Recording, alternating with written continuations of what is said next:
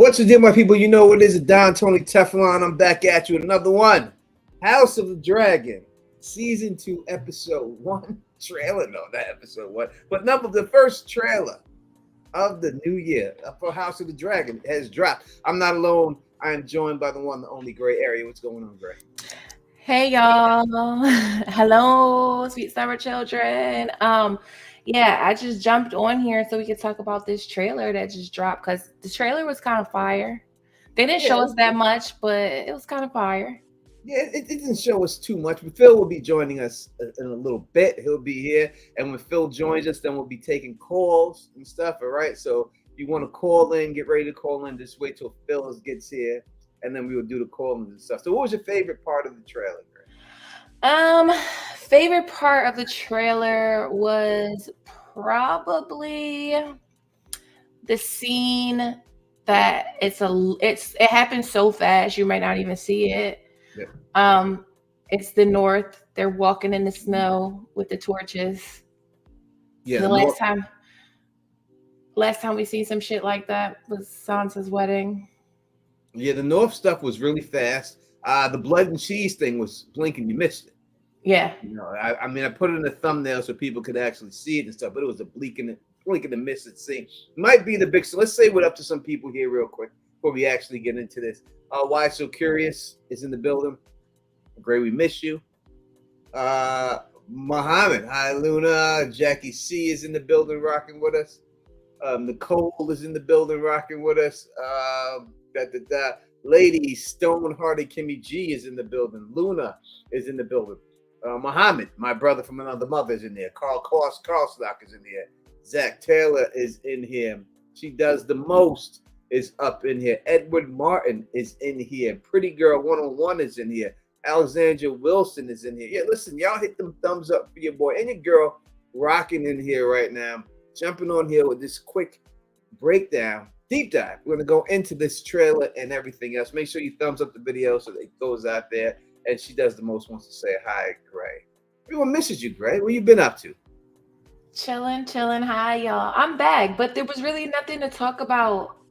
But now that the trailer's here, now I don't know.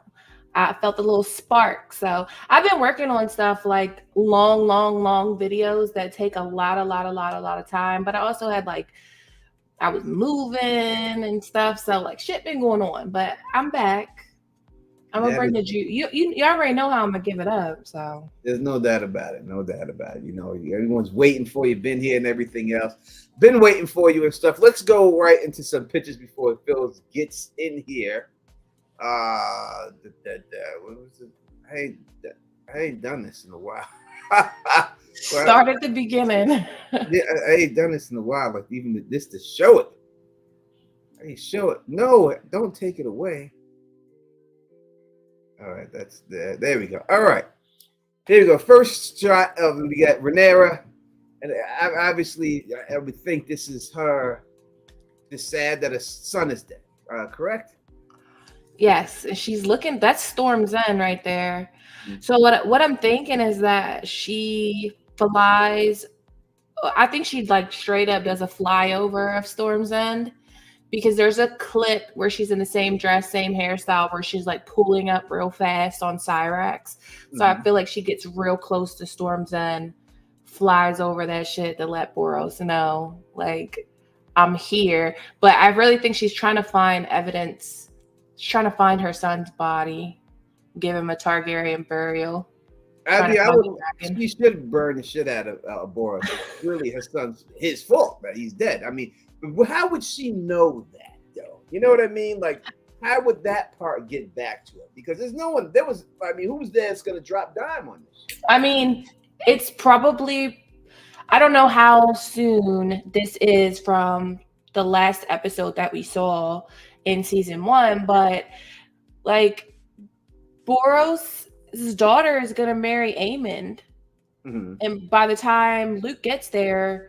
They're already arguing over when the wedding date's gonna be and how much is her dowry and stuff like that. So I'm pretty sure that by now that it's probably general knowledge well, I don't know by now because I don't know how fast this is, but it's probably general knowledge that Boros sided with the Targaryen or the pretender Targaryens, and because his daughter is going to marry Aemond, and there's probably like kind of like betrothal announcement to go along with that.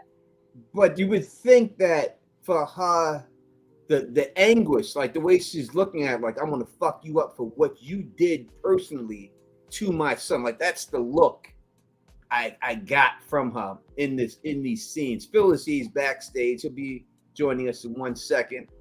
But that's the look I'm feeling that's coming from her. It makes Yeah. sense, right? I mean, yeah, she should. I mean, he is responsible, like, because he could have said, you know, leave him alone. I mean, he did while they were in their castle, while he was in their castle, like he did, like not let him harm him in the castle. But at the end of the day, he still went to treat with you, not as a knight, but as a messenger, and he didn't make it home, and his body is still like his dragon's body washes up. Well, the head and neck of Arax washes up on shore of Storm's End. So it's basically like my son died at Storm's End, and I sent him to treat with you. Yeah, no doubt. I mean, no doubt. It's all on him. 100% Boros' fault. He could easily just told this kid, "Yo, you ain't going nowhere. You're gonna spend the night." You know, he could have gave him a long time to get away. He knew what he was doing, and the fact that he talked shit about it. You know what I mean? Called his mom a bitch and everything else. He ran his fucking mouth. You know, he has every right to get burnt the fuck out. Like he has every right. She has every right to kill his ass. If I was, I would have burned him. I would have burned him. She definitely flew a little close to Storm's End. I'm telling you, and that little clip, it looks like she's flying and then she pulls up on Tyrax real fast. Yeah. So either she's trying to get there fast or she's just trying to fly over that. But I do think, like, Storm's End is protected by like some kind of magic. So I don't know if she could necessarily burn it. And she may not be able to burn it down, but she could make it hot. You know what I mean? That like you touch the walls and shit, you're gonna burn your hand and shit. She can make it very uncomfortable, even if it was protected by magic. If you want to go that route, that it actually has a spell in it, and that's the reason why it is the way it is and stuff. Mm-hmm. And everything. I mean, the next shot of her is the same scene, correct? It's just anguish, like she's over her face and everything. Just anguish the way she's looking and stuff over her face for the everything else. Phil, you here? I am. How's it going, guys? Hey, Phil. Good to see you. Thanks. All right, I'm gonna take this number down then that I got. We're gonna use yours, all right? Because I can't do both. I can't share the stuff and do the phone too. And I think on yours, sometimes they can only hear you, right? Yeah, well, yeah, they can only hear me if we do it that way. So what I'm gonna do is mine should ring.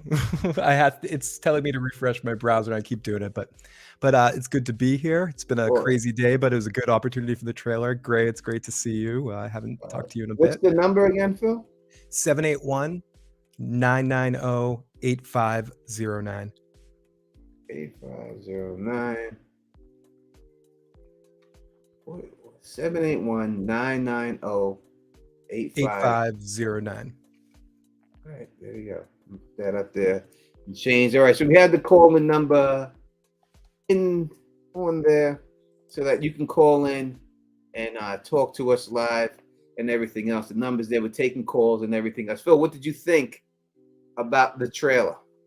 I thought it was fun. I don't know as much the source material back and forth as you and Gray do, but it was enough to kind of tickle my points and give me the reminders of the things that I, when I was more familiar with the material, to kind of see those moments. I thought it was a well-made trailer. Trailers, I don't know if trailers don't work on me anymore in the sense to get me extra excited for something because they all kind of go down the same thing, but I did think it was a fun trailer. It was a fun trailer. Yeah, as I said, we talked about this a little bit. I think it's all right. Again, from what we're seeing, I don't know how much we're getting this season. Yeah, there's only 8 episodes, right? We're not getting shit. There's only exactly. This is going to be like a fluffing. If you thought you were getting like the God's Eye thing or anything like that, if you even think you're getting the Battle of the Gullet, it's not happening. Well, we in do get a season 2. shot that could be from the God's Eye, though. But it's not. It's not. I mean, it Oh, could. you mean from that location, but not that thing. Yeah, from that location. Oh yeah. We did get one shot from that location. It was from that location. Oh, It had to so be. yeah, so we see it, but we're not going to get what we want out of it. It's not what Yeah, I'm people- trying not to drop spoilers, but we're not getting the famous battle above the God's Eye. We're not getting that. That's late season 3. They couldn't do 4 that seasons. season 2. If they did that season 2, then no one will watch the next 2 seasons. Yeah. Compared, what I think is like your Brooks Rest battle, that's your big battle for season 2. Yeah, I agree that Rook's Rest would probably be. I believe I agree with Lady Stoneheart, Kimmy G. I think we get Rook's Rest and Blood and Cheese. Well, we're gonna get, but we see blood. Well, I mean, there's a lot of important stuff that happens in between all of that stuff. That is grazed over in the books that they get to like build out and elaborate on, which is what I'm looking forward to. Yeah, people saying echo. Is that echo now? I don't hear it. Do you hear echo, Phil? No, not with either of you guys right now. No, either. I don't hear it. I got 2 people that said it, but so far we're pretty good. Thank you for the super chat. Kelly Johnson is chiming in. Johnny on the spot right now. To you, how far in advance do you get episodes? He's already got them. He's already. Right, so I'll be honest about you. If I do get a screener, it ain't just me, guys. But if I do get a screener, when they do come in, people say it's gray, it's echo. When it does come in, they usually give you a few days before the episode drops. Yeah, like almost a week. Yeah, we're not special where they give us the season before it comes out. We're not like that. You know what I mean? They'll give it to you like, let's just say it comes out Sunday, you may get it Tuesday, Wednesday. And then that'll be it. That's the way it usually works and everything. But nothing special. All right, but this next picture is King's Landing. We got Aegon. We have him going to the Iron Throne. We have his people bowing before him. This is the High Tower Iron Throne. Now, these are the same pillars that Joffrey and all of them had. You know, the fire is going from what we've seen in Game of Thrones around them. I did like that look, but they did a good job with these pillars. I like that. I can't make out everyone that's with him. There's 2 people behind him. Otto Hightower is right by the throne. He seems very comfortable being king right now. How did you take him in the trailer? I think he looks bored. Yeah. He looks bored. He looks bored, but also I think this is the moment that he's going to denounce Otto, because right now Otto is beside the throne, so Otto must be hand. But we know that he's gonna pretty quickly in season 2 move away from Otto, because by the time all the wars and stuff start, he's already announced Crispin Cole as his hand. Yeah, because it's really because Otto doesn't go all out as he wants him to, right? Kristen Cole is more vicious. Well, yeah, so I think it's kind of like he's pissed off because all of these houses are siding with Rhaenyra, and they're all siding with Rhaenyra because like they're all backing her claim, because it's well known that Viserys wanted Rhaenyra to succeed him. So I kind of think like he's just, I don't know, he's not Christian Cole basically makes like House Stokeworth and House Rosby, he basically makes them join him by force. Like he basically runs down on them and is like, either you join me or you die. Yep.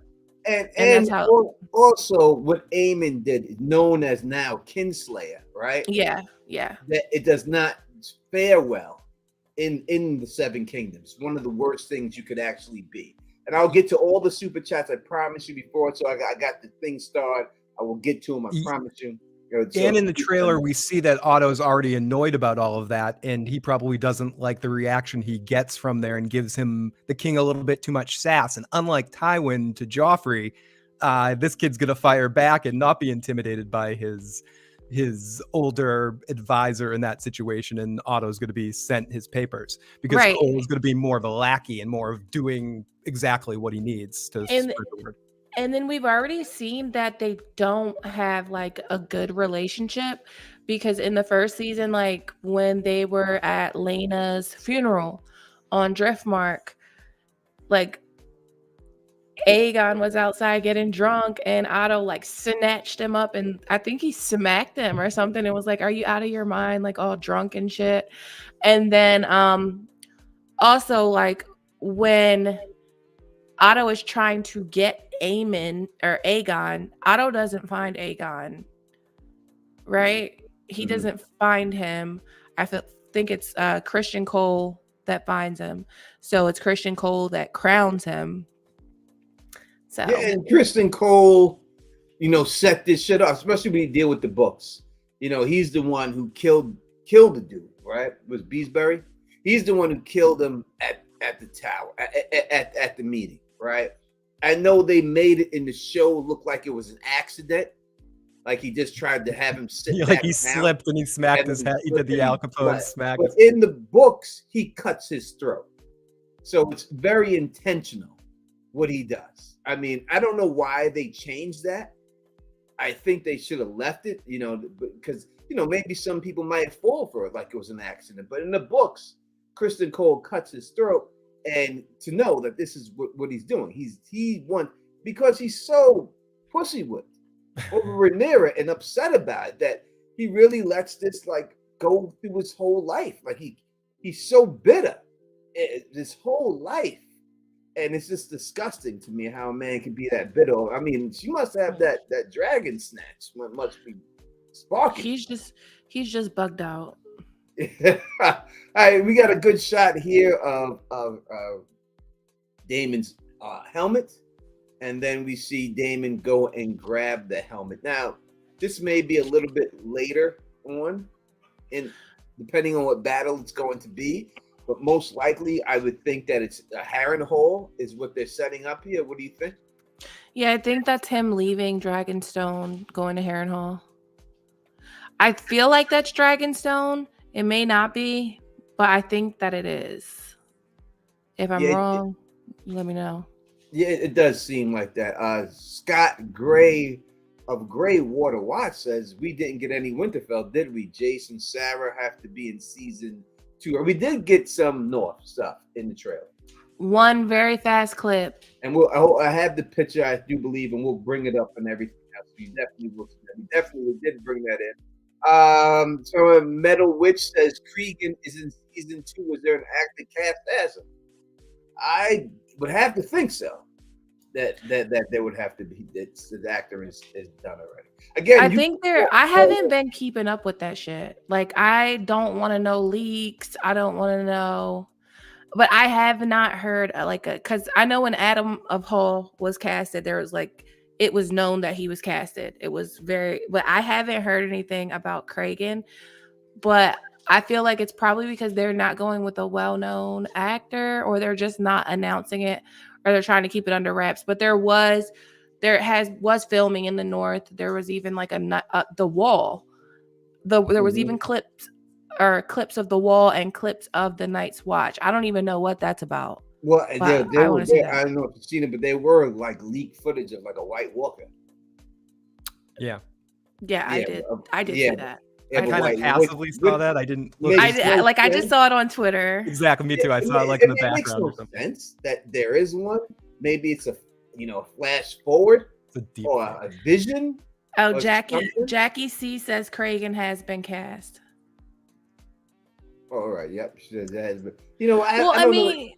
Why would they do the White Walker? Like, and it's not like if you were gonna do the White Walker, you should have did the season 1 White Walker, not the season 7 White Walker. Well, so it didn't. I didn't see the White Walkers. I saw whites, like the zombies. But if you think about it, it kind of does fit into the story because we have Jace that's going up in the North, and Jace is Rhaenyra's heir. So that means Rhaenyra has told Jace about the prince that was promised prophecy, or the Targaryen secret prophecy. So I believe that was also a Stark secret prophecy as well. I believe that Torn Stark bent the knee to Aegon based on that prophecy. And I also believe that the reason that the White Walkers came back in A Song of Ice and Fire is because no one knew the prophecy anymore. The Targaryens were all gone. So Rhaegar died. He was the last one to know the prophecy. And then on the Stark side, Rickard and Brandon, both of the two people that would have known, like heir and the Lord, they're both dead. So Ned had no idea of the prophecy. So that was a perfect time for the White Walkers to come back. But you think that, I mean, they're not a part of the show. I think, and me personally, that they want to connect Game of Thrones with this, and they don't think that it's enough just to have all the dragons. I think that people want to see the White Walkers, so they're making up a reason to give them the White Walkers. Tony, I was going to go in a similar but different direction. I was going to say they were somehow put some clues in this series to lead into the Jon Snow series later on that connects some sort of White Walker situation, like a lost White Walker that's still alive. I'm making stuff up, but I do think there will be something to connect all the series. I agree with that. So I think it is connected, because George, when Fire and Blood first came out, George basically said that that's why Aegon got all of the, like, that's why he conquered everybody. Mm-hmm. Like, he basically, like, George said that. But he said it in a mayhaps. This is why Aegon did this. Mm-hmm. But then we know that we get the Weirwood vision from Bran, where we know that Brandon Snow could have killed the dragons. So why did Tormund bend the knee? Mm-hmm. And why did the Starks ride so hard for Targaryens for so many years? And why did Craig Stark and Jace make the Pact of Ice and Fire? Like, why did they? Is George just trying to justify the Targaryens really taking over because of sheer force? Is he trying to make them not seem as conquerors as they truly are by throwing that? He threw that in awful late. I mean, they are conquerors. They are conquerors, but they were on Dragonstone for years and years and years and years before they conquered. Mm-hmm. And they didn't really do anything. Like, as long as people bent the knee, they let them keep their kingdoms and stay lord over their own kingdoms. So it's not like he made them his servants or something. You know what I mean? He did though. With what, taxes? He did though. I mean, if you basically instead of taxes going to the Lord, taxes went to the king. I'm just saying, if a dude come to your crib, it takes a lot to feed a dragon. You know, if a guy comes to your house right now and says, "Listen, I'm gonna let you keep your house as long as you pay. You can give me that mortgage." Right? Sounds like the mafia. But it wasn't. He's telling you something. Yeah. It wasn't under that. It wasn't under that precedent, though. It was like, as long as when this big war comes, you give me your men. Because they have they collect their own taxes. Mm-hmm. They have we don't even know what their tax policy really is, but we know that. Let's just take Winterfell, for example. Like, Winterfell is its own kingdom. I don't give a fuck what. They don't even know what's going on in King's Landing. That's how Ned went down there and got killed. He didn't even know what was going on. No clue. No idea. So I do kind of think like. Yeah, but it's not. It's not its own kingdom. It may seem like it, but in the end, when Robert Baratheon showed up, they fucking gave him the master suite. They didn't put him in the back of the shack. They said, "Here's the king's bedroom. We got it ready for you. We make sure Tyrion has all the books he needs and all the candles he needs. But Robert, all this and everything else." So they would do that. But they would do that for any lord visiting their castle. I do not believe that. You don't think he would do that? You don't think he would do that for if Wyman Manderley visits his castle? You don't think he's going to treat him like that? Not to that extent. He ain't going to prepare for 3 weeks to get ready. Hey, I do not believe he would do that for Wyman Manderley. I think that was all just because Robert was there. But they did it. But they did it for the fucking Walder Frey kids. They didn't do it like that. Not like that. They pinned up the direwolves. They put the direwolves in pins or in cages to keep them away from them. I feel you on that, but I'm saying they did it big. Just like when Daenerys showed up, they did it big with Daenerys too. You know, they had the whole kingdom out there waiting for him. Everybody was out there waiting for Robert. They had the women, so he smacked their ass, and they had everything. Everyone was waiting for Robert. They wouldn't have everyone waiting for Wyman. I'll just leave it at this. I disagree, and I disagree because at the end of the day, this isn't a story about the Targaryens conquering Westeros. It's a story, A Song of Ice and Fire is what I'm talking about. It's a story about how all these wars happen, but there's this real big magical war that's way more important that no one else gives a fuck about or even knows about. Because at the end of the day, that's what it's about. Ice and fire. That is what it's all about. Tony, before we move on, we do have at some point some of the calls will go through, but some might go to voicemail. We did have one go to voicemail, and this is from a star of the trailer, someone that's actually in the trailer. Wanted to call on in and talk to us for a second. Let's play this message. Oh, hello there, boys. It's just your Dana calling in, and I'm just so excited for y'all to see the new show, the new season.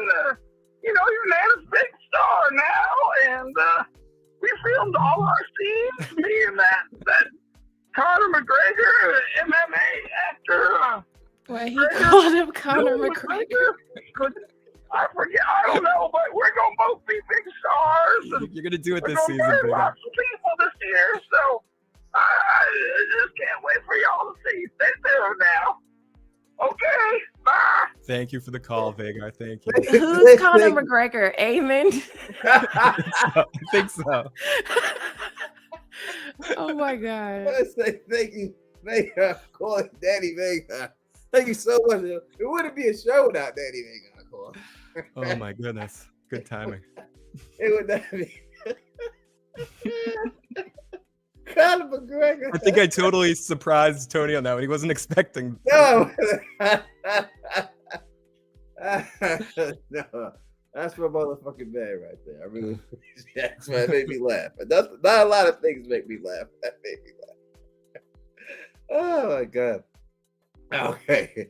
We got a battle camp right here. We have the Targaryen sigil, the real Targaryen sigil, and sigils are a big thing here because we finally see we didn't think they were going to do the Aegon sigil, but they actually did do that, the Aegon sigil and stuff like that. And this is a battle camp of entrapment. Again, they have to be heading to Harrenhal here, right? Yeah. Yeah. I mean, that's the only thing I could see them doing is heading down that way. We have a shot of the high towers. Yeah, I mean, Tony, how spoilery are we getting here tonight? As much as you want. So, I mean, if we know that we got that hint to blood and cheese in the trailer, we know a black man in the high tower army. Where? 2 black men. There are 2 black men in there, right here. 1, 2. Westeros is diverse. I'm just saying. It's shocking to me. But there's 2 black men in there. This guy, he looks a little Italian, but 2 black men up in there. I think they're marching to Rosby and Stokeworth because in the next shot you see Stokeworth and Rosby with them. You think they're marching? I think that's Crispin. I think that this is like the prelude to Crispin about to sack Duskendale and. Yeah, Crispy's warming up here. Yeah. Sorry. So Stokeworth is the lamb one. I don't see the little goblet, but I'm thinking like that lamb and green is Yeah, Stokeworth. that's Stokeworth. It's supposed to be the goblet. It should be there. That's Rosby. Rosby's the 3 red chevrons. And then you see the green and gold big banners, the dragons up there. So, these people, who did start off to be down with Rhaenyra and side with Rhaenyra, they get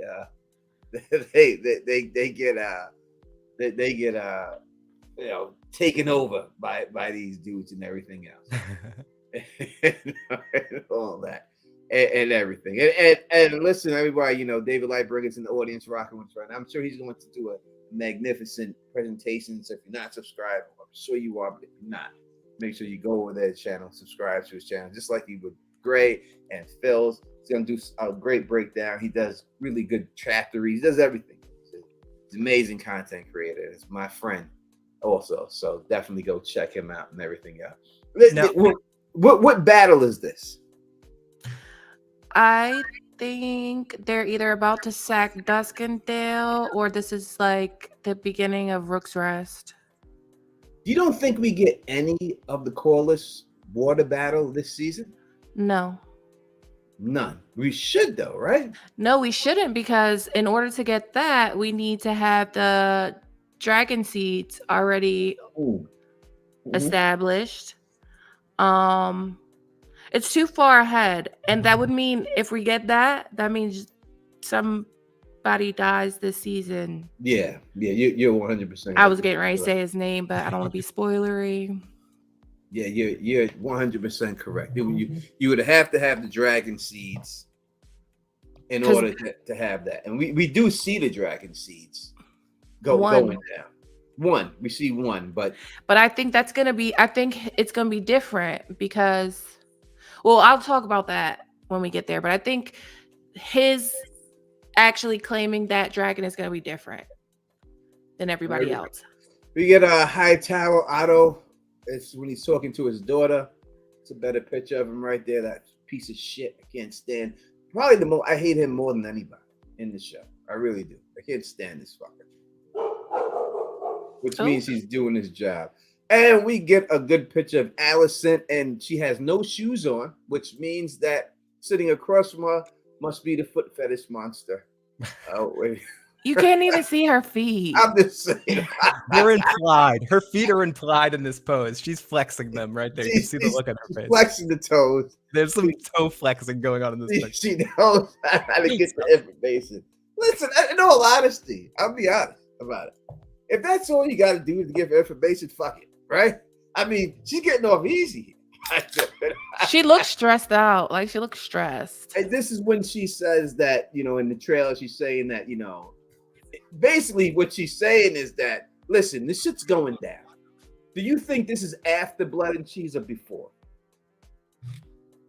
I think it's before. Before. All right. Because I think after she would be in black. You think she's straight black then? Well, she's not gonna wear usually in Westeros, like when you're mourning, you wear black. Yeah, I don't know if she would just do that. What she got on blue here? She's rocking blue. She matches the chair. She does. Like the chair looks great. I'll be honest. I do like seeing the necklace. The hand has a cane in it, does it not? Yeah, I definitely think that's Larys she's talking to. That's Larys, right? It's definitely Larys she's talking. The foot's coming out. Look at the little doily coming out his collar. That's what he wipes the semen up with. That's where he cleans it off the foot. That. I want to apologize. There's something going wrong with the phone line, so everything's being sent to voicemail right now. But so we do have a voicemail we can play in a second. So the voicemails are open right now. And that's definitely a semen catcher right there on this thing. Go ahead, play one of them for us. And this is from area code 757. Hey, Phil, this is Kelly Johnson. I mean, I'll be straight with you. This House of the Dragon, I just found it whack with a lot of the ideology in it and kind of repeating some of the same things. And it's a kind of depressing story. So Oh well, that worked. Wait, we're gonna get back to your message in a second. I didn't mean to cut off your voicemail there, but since the phone lines work, I wanted to get it in while we could. Area code 868. I think this is KP. How's it going, KP?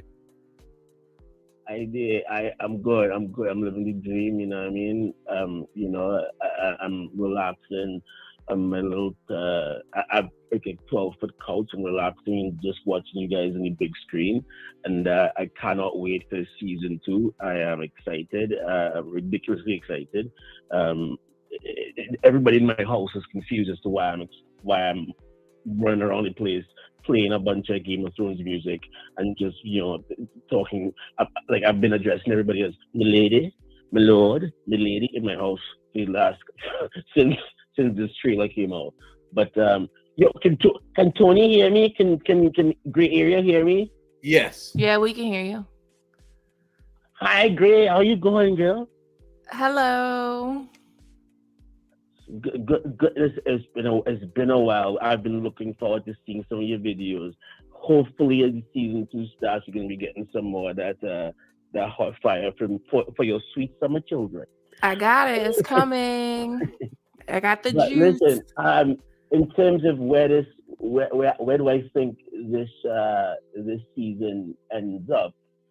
I think Blood and Cheese is the end. I think Blood and Cheese is the beginning of the season, the first 3 episodes, and I think we will get that particular young man from Rhaenyra's side dying that causes the dragon seeds to be called for in like the 7th or 8th episode. There's only 8 episodes this season. You gotta take that into account. It's 8 episodes, right? Yes, that's it. Right. So in the first 2 or 3 episodes, we're gonna have Blood and Cheese, and then I think in the last 2 episodes, we're gonna have that particular individual dying that causes the dragon seed thing, and like the last episode, most of the last episode will be dedicated to a dragon seed type montage where you see a bunch of dragon seeds going and trying to get a dragon and being burnt and dying and whatever. That's why I think they're gonna structure this, and it makes sense because it makes sense, and I think it'll make sense to end the episode with Rhaenyra making a speech to her people and the new dragon seeds, making a speech to them that just riles them up and get them ready for the next battle that will be the start of season 3.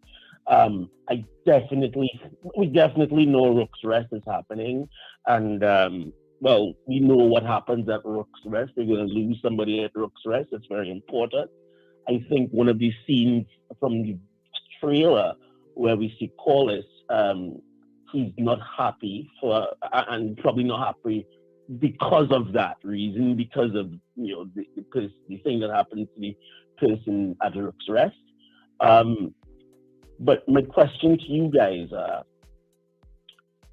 what are, I would say, 3 things that we need to see or need to be established in this season 2, whether it be a particular scene, whether it be a particular vibe being set, whether it be a particular person being introduced, whatever. 3 things that need to happen in the season 2 so that you get to satisfy each one, to satisfy yourselves, and to feel as though, yes, they're going in the right direction, yes, they're making it happen. What are 3 things that you guys think you need to see in order for this season 2 to be a success, and for people to keep watching the damn thing? Because I would love people to keep watching the damn thing, because I want them to keep making them. I want to see. I mean, I'm not too happy. I'm not too excited about the Snow thing, the Jon Snow thing. I mean, if it happens, it'll probably be good. But I'm more excited about like Dunkin' Egg, especially like a Dunkin' Egg anime. We gotta get it. You Okay, gotta go so over the I want them to keep making All me. right, Keep Kate, it, hold on. So, He's totally Dunkin' Egg. you guys discuss, huh? So you're going off of the tangent talking Dunkin' Egg. We got to get to the next quarter, but we'll get into the three things. Let me sign off first. Let me sign off first, my Negro. So you guys have listen. Gray area, you have a great night, Gray. You know, I mean, it's fantastic hearing your beautiful voice. Look forward to your videos coming soon, and I hope. And Tony, keep it real. Phil, you know, we keep it crazy. You know what I mean? Absolutely, I'm my doing friend. some hippie activities myself, so you know we have that in common. Wink, wink. So everybody have a good night, and if I feel bored again, I'll call back. But I'm gonna be watching you guys on the TV. So answer my question though. What are these three things? Okay. I have a few things I can list. All right. So one of the things that I really want to see, and I think we really need to see, is the civil war that happens in the Riverlands, like between the Blackwoods and the Brackens. I feel like they started to build up to that already in season 1 with the whole Blackwood and Bracken thing with Rhaenyra at Storm's End. So I think they've already they're already building up on that. So if we can get that civil war, I think that will do the books justice. I also think they need to actually, like, when we say like the Battle of Harrenhal, literally no one dies. Damon just like fucking lands his dragon on Harrenhal and they give it to him. So I want it to be I don't want it to be a battle for the sake of it being a battle. I touching in on that. I think that if you're going to, I want to see the witch. I think that they have to do her proper in this whole situation if they're going to do her any type of justice. Do you think she'll be in season 2? I would think that at least you would have to establish her before this dude gets there. You maybe in the background just to give a hint that she's there.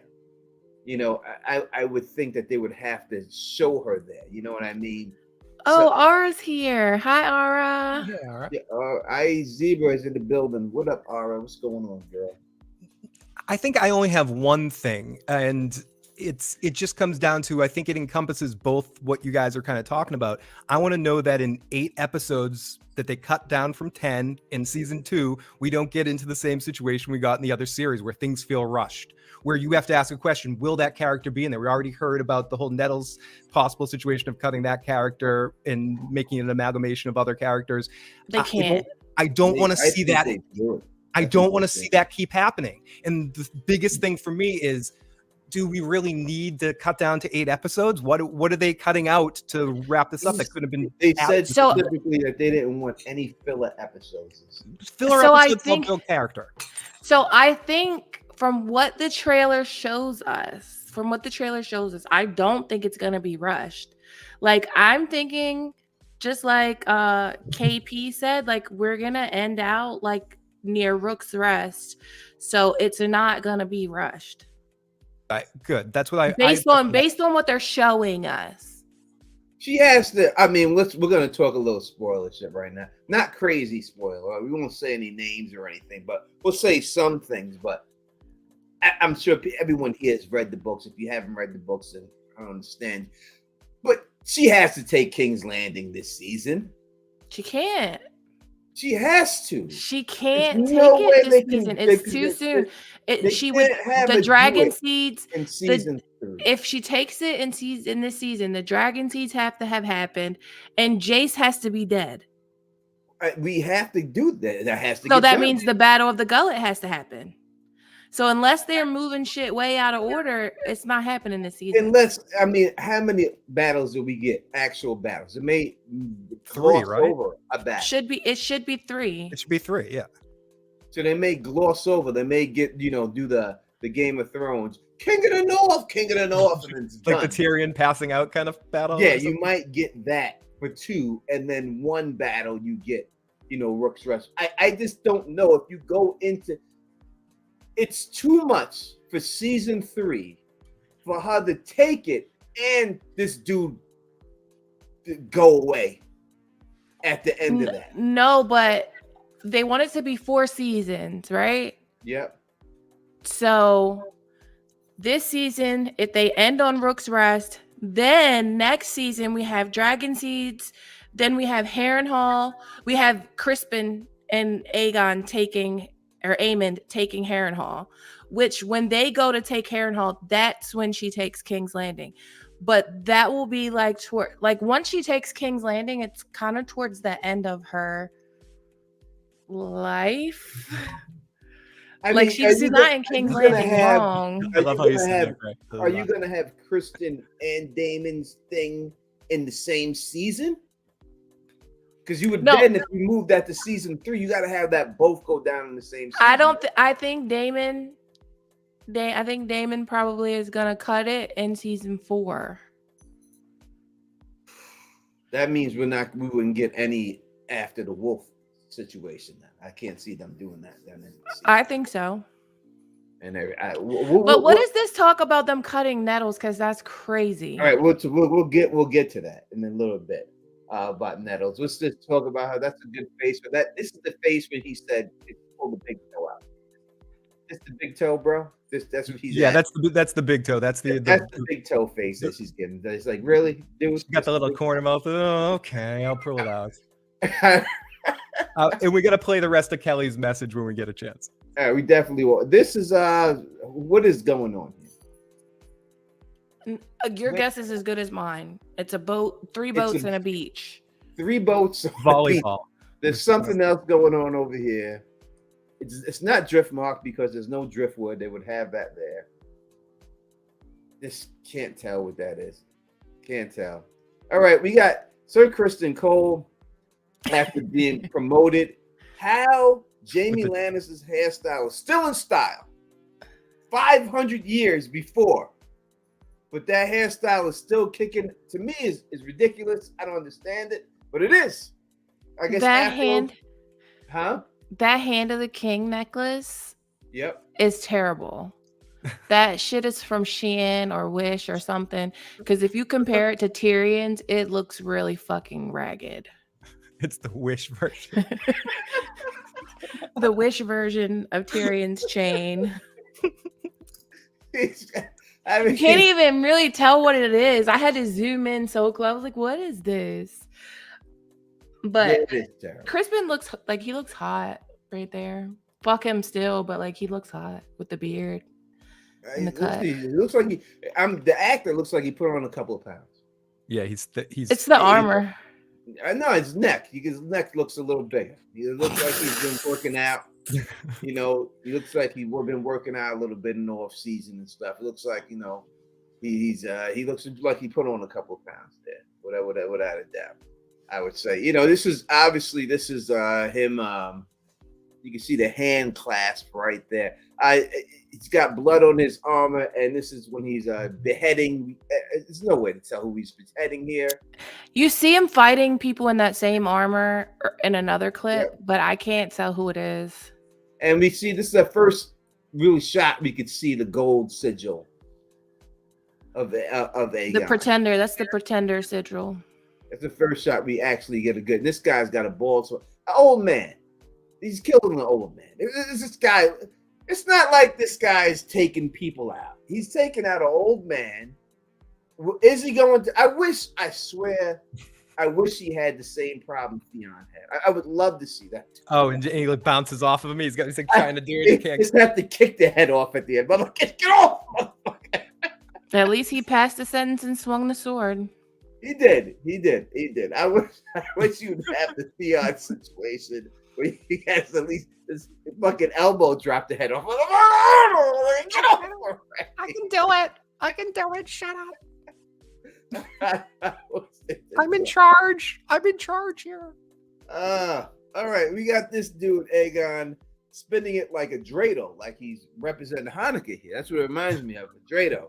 The way he's spinning this thing around. He is so bored of being king. He does not want to be king. Looks like he has gold nail polish on his left hand, Maybe it's just the lighting. I just can't. He's wait. probably like, okay, grandfather, let's play a game. If I spin this ball and it lands in this hole, then you're not the hand anymore. It really looks like he looks bored to death. Yeah. Because he can't go out there and do the stuff to the women he was doing as king. Can't do it.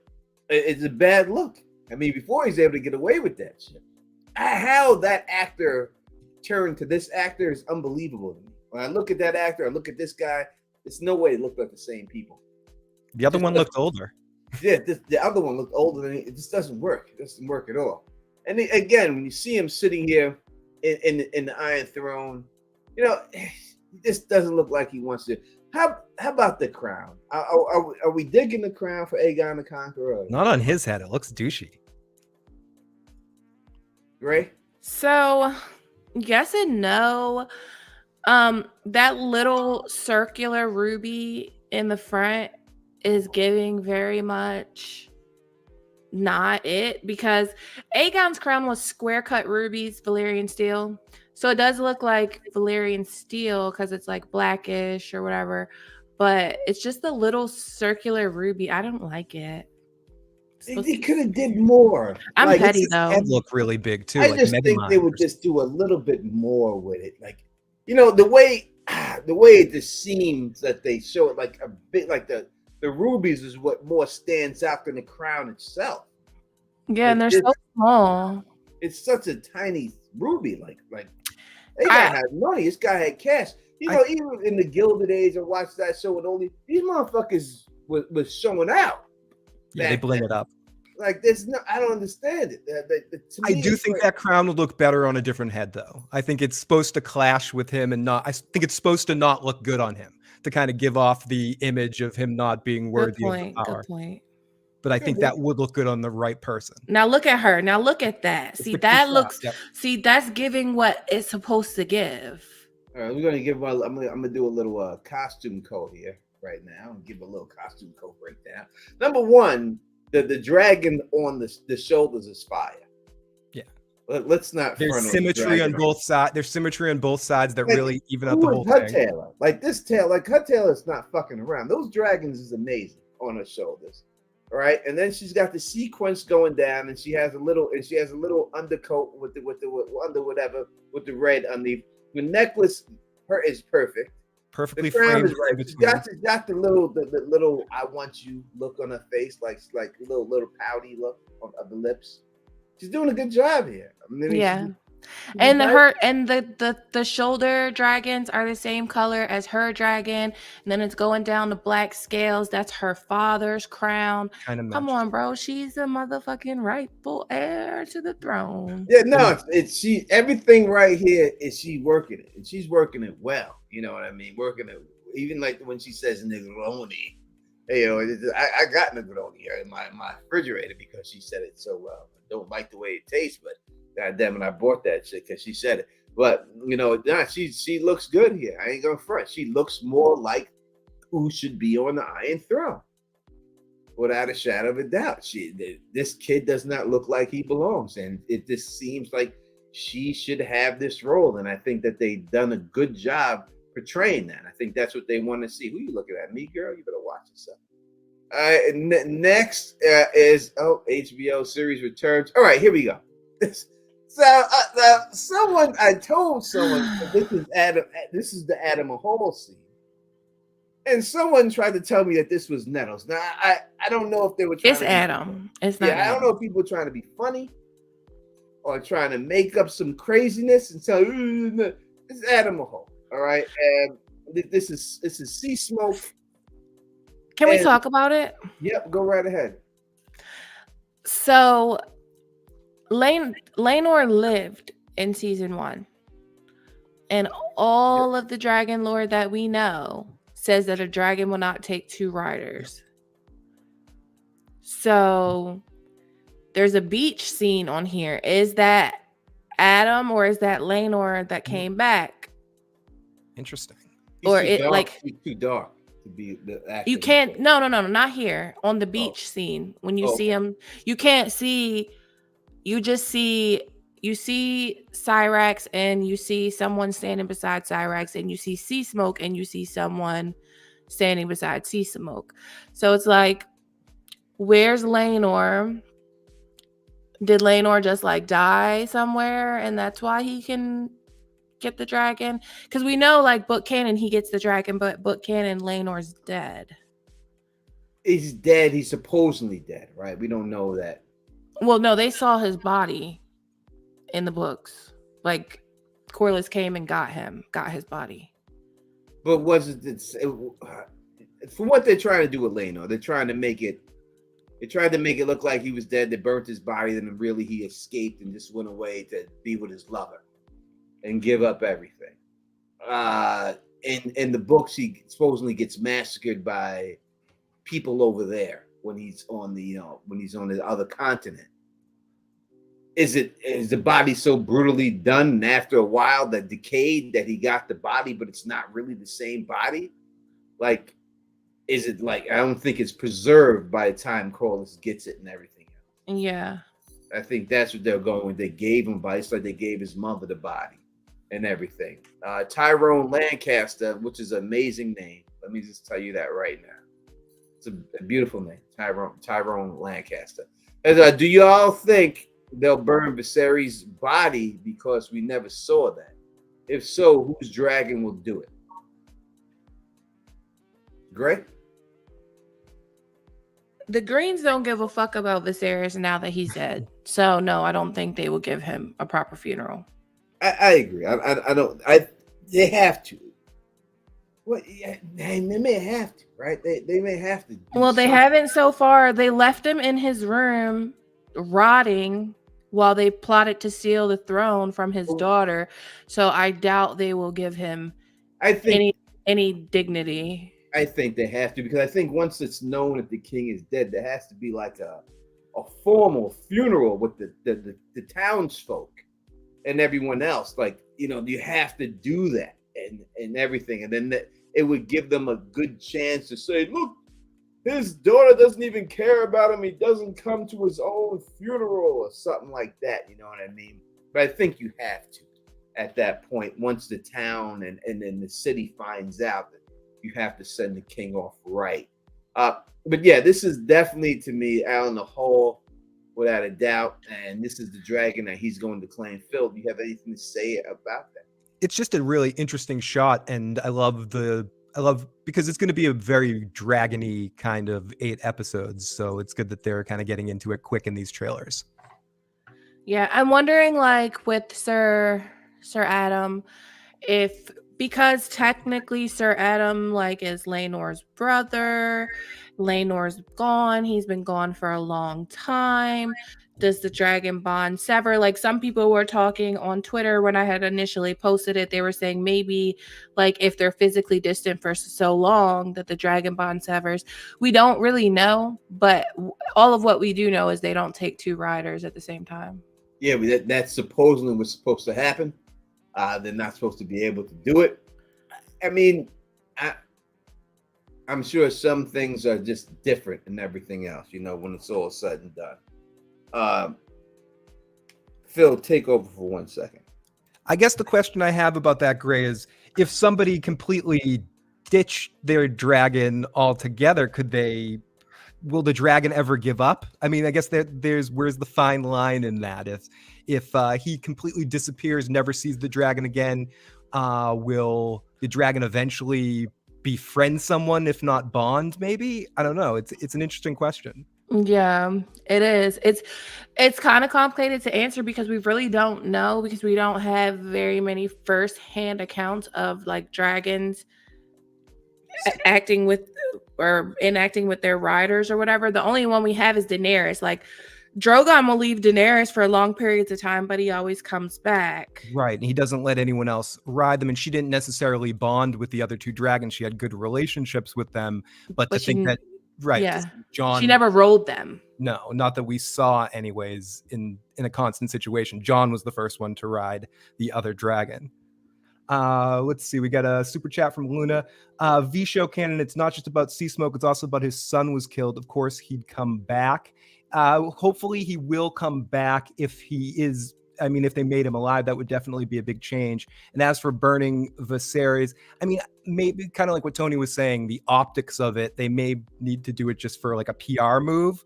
But to your point, Gray, if they haven't done it already, it's just, yeah, forget about that. Look, Let's just ring the bells for him. and give you wine, free wine for everybody. And look, there's a dragon flying above. Look at that guy's one eye. He's fun. Look at him, you know? Yeah. So you got to figure it's going to go in a little bit of direction. Let's go to a few more chats. Carl says, one dragon, one rider. That's a huge rule to break. No one would give up a dragon. It's a marriage till you die part. I mean, but in a sense, he gave up his dragon for booty. For the booty, life yeah. for the life he wanted to live that he couldn't live there. But I feel like it's a big change, and like you don't have to be, but like I feel like Ryan Condal, the writer for this series, he's a big fan of the lore. Like he's a big fan like how we are, and I don't see him making that change without it doing something. And I know a lot of people said that they did the change just for the PR of it, like they didn't want to kill two gay characters off back to back. And I feel like Game of Thrones really doesn't give a fuck about the PR of shit. Yeah, they really don't. It awesome. That's part of like they really don't.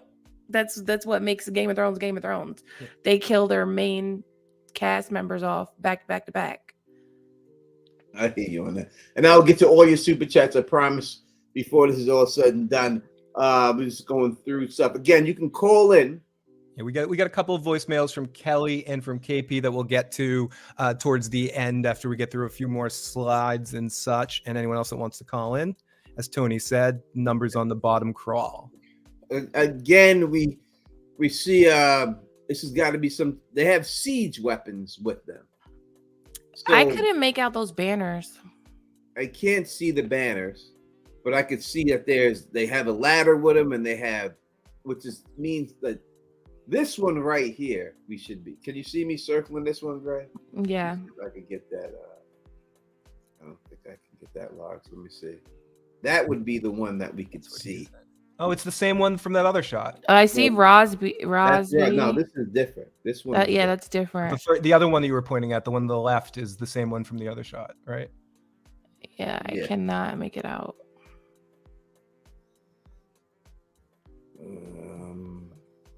And they all have that same one right here. It's the same one that's showing right there. But it's green. It's the greens, right? It's the green. Oh, it's probably Duskendale. They're probably about to sack Duskendale. I think you're right. Probably. It's right. It's definitely a siege. So it would make sense that that is Duskendale. Let's leave that like around there. That looks better on the screen. Yeah, it would be definitely. Who is that right there with the big shields? Oh, that's them. You know, the chevron shield. They got the best shields. Other ones have them little cheap ass shields. Oh, and they're all going in that one direction. At first, I thought that they were getting ready to face off against each other, but they're all going in one direction. Yeah, it's definitely a siege formation. We have Rhaenyra. And look at Rhaenys' face right here. Look at Rhaenys' face. Look, her eyes are rolling out of her head right there. What did they just say that make her say, "You dumb motherfuckers"? Because that's what she's saying there. She's like, Jesus fucking Christ. Jesus Christ. Now, speaking about Rhaenys, that's got to be this season, correct, Gray? Yeah. That's the last thing that we see? That's probably your big bang this season. That's the way the season ends? Mm-hmm. That's like your episode 7. Ugh. I don't know how they fit all that in. It just doesn't seem like they can do all that. Think of season 2 of Game of Thrones. Like season 2 of Game of Thrones wasn't that like there was a lot going on, like, but it just ended with the Blackwater. So I think it's kind of gonna. There's a lot going on politically, but not like big battles. There's just the Blackwater. David Lightburn says, actually, Leonor, it's awesome. He didn't deserve any of the King's Landing drama. He deserved to escape. Glad he did. Good writing change. Listen, I can understand why people would like the scene and everything else. I mean, everyone deserves to live their life. But in the end, regardless of whether if your sexuality, when you're dealing with people who are in royal marriages and things like this, many of people marry people because they're forced. Many of people have to live a lie. This is what it is, right? He should have gotten this chick pregnant. The fact that he didn't is what wrong with this whole motherfucking thing. I don't care what you had to do. Even when you look at Marjorie Tyrell, she was like, listen, if you got to bring my brother in the room with us, whatever it fucking takes, but you gotta blow it in me. I don't understand how they allowed him not to father one of these kids. You had to do it.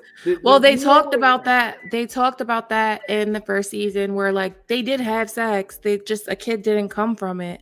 But it was more like Laenor didn't want to live a married life. Like he was a soldier. He wanted to live a soldier's life. He wanted to go out and party and stuff. He didn't want to be like tied down in King's Landing. I feel you, but you got to blow it in. You have to do your duty. That you got to do it. That's not asking a lot. This is not something. This is not a Frey wife. All right, this is something you can figure it out. You could. I don't care if you had to. You know, I've seen thoroughbreds. You know, and dudes literally on thoroughbreds having sex, and people literally grabbing the cum of the thoroughbred off of the butt and shoving it in with their hand. If it took that, you should have did that. Whatever it takes, man. Whatever it takes. This, by doing that, is what gave Alicent the power to go over there and start this whole motherfucking thing. I don't think that really made a difference because he did claim those kids. So that would have never made a difference either way. What made a difference was Rhaenyra and Damon killing him. Like Damon allegedly had him killed. But in the show, he escapes. So that leaves an open hole for like what's going on with Sea Smoke. I feel you with the Sea Smoke thing, but I think that whole situation before that happened, they should have had a baby. You can't just allow your wife to bed another man, and not only bed another man, but blow it in him, have her get blown in 3 different times. The kids you're a black man, it's pretty obvious these kids aren't yours. You just give the people the ability to talk this shit. And that's just the problem. You have to do it. You have to figure it out. It's like Marjorie's like, whatever it takes. I don't care if my brother's got to be in a room, whatever it takes. I'll sit here the whole time. And when you about to count down 5, when the tingle man comes and you get that tingle, just let me know and I'll be there. They should have tried to pull it off that way. And that's just my opinion. Again, this is I guess her small council sitting here. Rhaenys is pissed off at it. Whatever they are suggesting, because Rhaenys is probably just say, just burn everything. Let's just get this shit over with. We have more dragons than them. You know, let's get this thing over with. And Rhaenyra's probably trying to be nice about this whole situation, and when she shouldn't be. And I think that's a problem here. Good shot of Corlys. Valerian. Where is he? You know where he's at, Ray? I can't tell. He's probably in Dragonstone, but I don't know. That might be Driftmark. It could be. It kind of looks like the color of Driftmark behind him. All right, and then we get to Damon not wanting to be outdone by Kristen Coles. This motherfucker, I mean, if he's not stretching back this has got to be a thick neck fuck right here, because his arms are as far back as he possibly can be to behead somebody. This has got to be a guy with a neck like Mike Tyson. It's funny he's doing it in front of a weirwood. Yeah, I wanted to get to that because Tony mentioned that in this video. So where is he right here? Harrenhal, for sure. Well, somewhere in the Riverlands, probably Could be, Harrenhal. Could be Harrenhal. I mean, there is a weirwood trees in the God's Eye. I mean, We know he goes to. So it's funny. I think it's Harrenhal because when he slashes the knife down, then it flashes to Aemond, and we know like when Damon was waiting for Aemond at Harrenhal, he put the slashes in the tree at Harrenhal, so it makes you think, oh shit, we're gonna get the God's Eye. We're not getting the God's Eye. I mean, we're not getting that battle this season, guys. You're not gonna get that battle, but you may see him.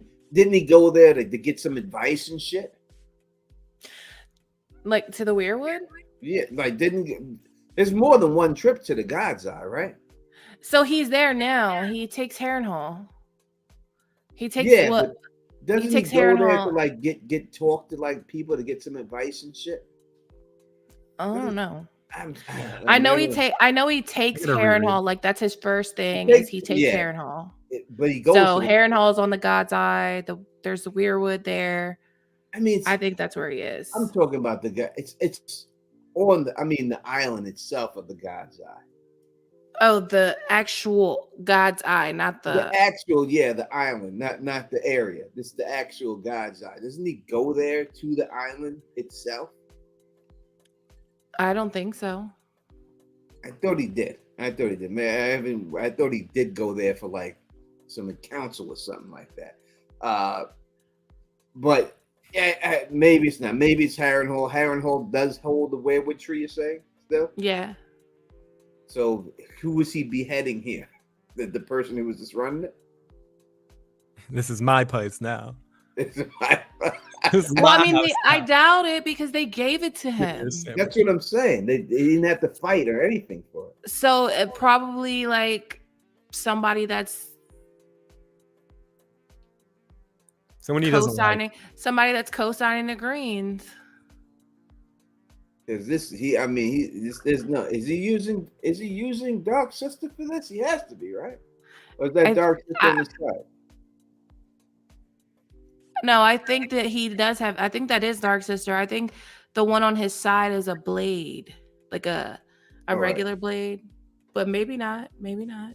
Maybe that is Dark Sister on his side. You're right on this. He's giving it all he's got, though. You think with Dark Sister, he could just tap it and it'd be a done deal with it. He's definitely giving it all he's got with this stroke right here. Maybe he's just cutting down trees for fire. What the fuck? Stop treating him like he kills everyone.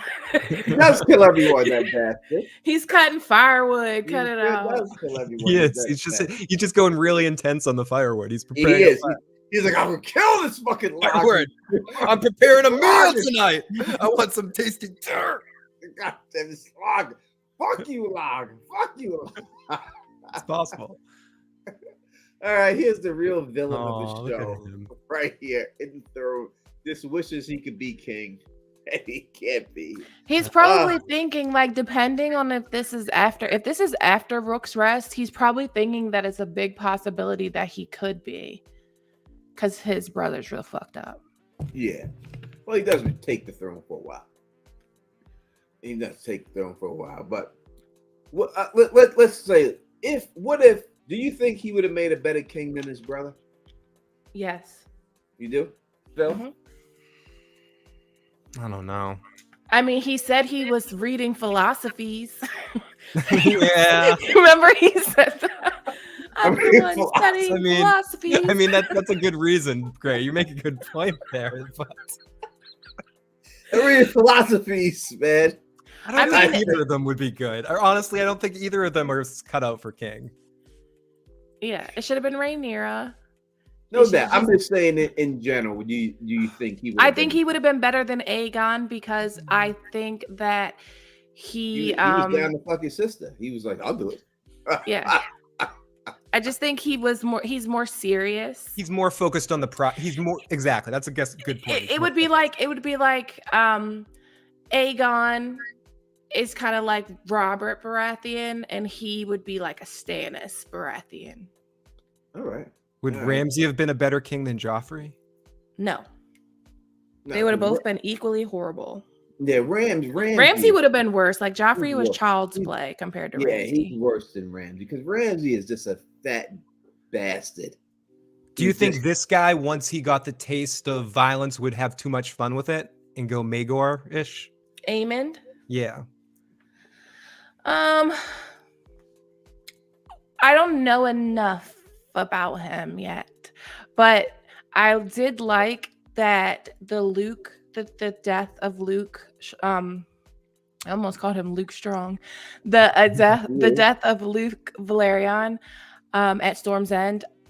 I like that it wasn't like Aemond did not purposely kill him, while his reckless actions did lead to his death. It wasn't like he did not purposely kill him. He wanted to scare him. I don't know, but in the book, it's not like that. In the book, you don't know. It says there's 2 dragons in the sky. You don't get it. You don't get the. I really feel like Aemond is gonna go back to King's Landing. Like, yeah, I killed that fucking. Gray, that was traitor. the question I have. I think it all comes down to how is he going to own this? Is he going to take this like I did? Yeah, I killed that little. Yeah, that's what I think he's gonna do. Oh, his He's mom's not going to tell them. He's not going to tell them that he didn't have control of his dragon. Are you crazy? His mother is gonna smack the shit out of him. I guarantee you that. Oh yeah. So what the fuck did you do? And she's gonna smack the shit out of him. He's And gonna eat it, but she's gonna smack the shit out of him. He's gonna go back to King's Landing like, yeah, I killed that bastard. Sorry. Carl Stark. He's not completely dead. He's mostly dead, which also means he might be partially alive. The flying pig boy. Yeah, I did it and I do it again. You're damn right I did it. I'll do it again. Here's a picture of the Iron Throne, and you can see clearly that they have the banners of the king right there, the gold dragon right there. It seems like he has a little cup holder right here for him, candle holder there. I don't know why that's there, but it's there. It's pretty. I don't think it was there last season. Well, it's there because it's the light. Like it holds candles. It wasn't there last season. They just threw that shit in there. I mean, it's his interior decorating.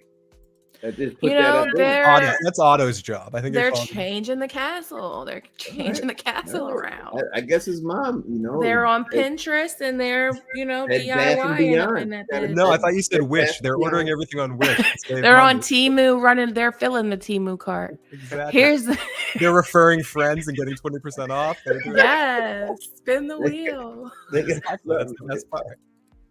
That wheel never works for me. God damn it! It doesn't work for anyone. That's the thing. The point. Yeah, it's a scam. It's like a slot machine. The playing Wheel of Fortune.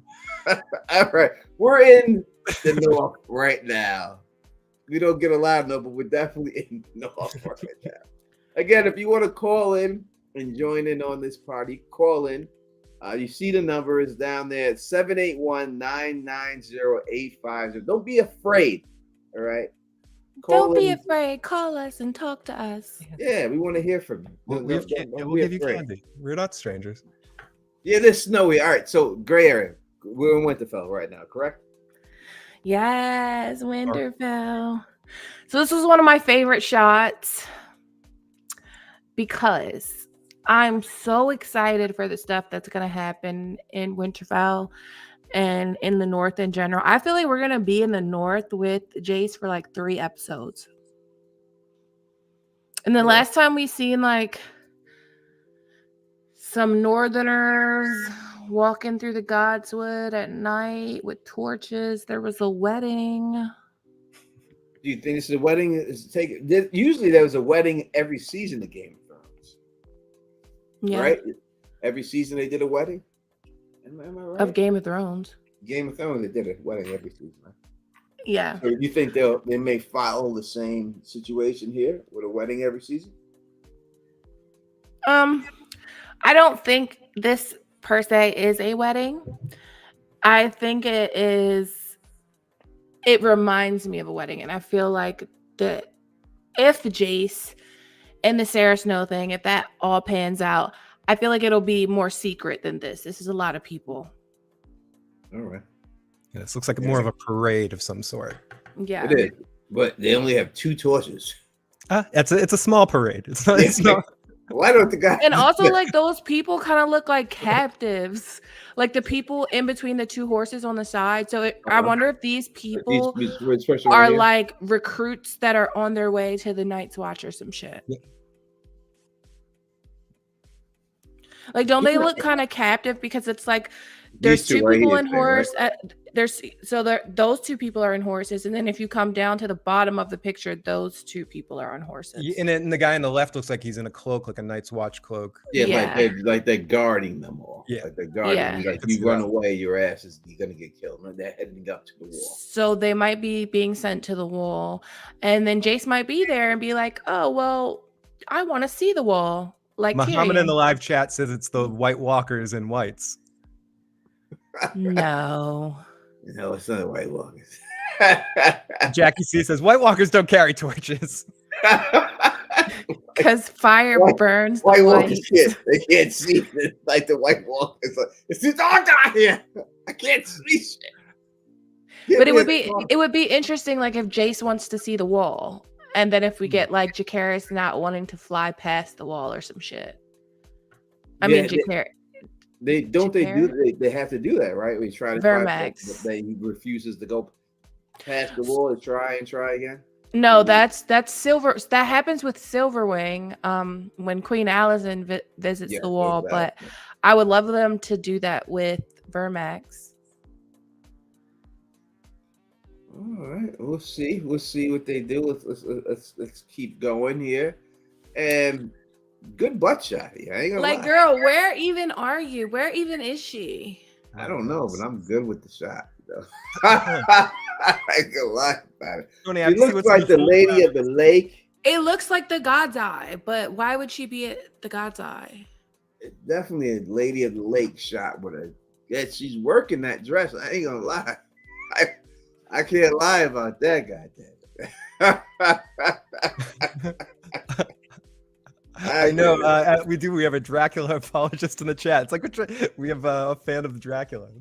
Who like Ilana Dracula? Yeah, like what Dracula did was not unique. They did awful stuff back then. And then Damon says we have a Dracula apologist in the chat. Well, what are we talking about? The real Dracula who they put people that Vlad the Impaler? Or are we talking about the mystical Dracula? Chat, where is Alicent? What is she doing? Does anybody know where she's at right now? Because she's definitely not. This is definitely not King's Landing. No, not with that. No, not at all. It definitely looks like to me the Lady of the Lake. When I first seen it, I thought it was Black Alley. I mean, not Black Alley. The Witch Queen of Harrenhal. I thought it was her. Could it possibly be a dream? There's nothing special about her where she would get. People are saying that's not Alicent. Where she would get a dream. I love you, Greg. She's nothing special. She would never dream.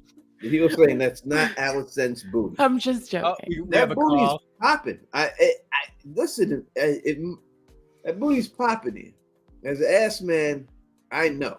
What go on them are you? But when I chat the thing, them say, Star, listen to Star. How many seasons is this thing going? Is it 4 or is it 5? Because I'm hearing different stories. So I've heard 4 and I've heard 5.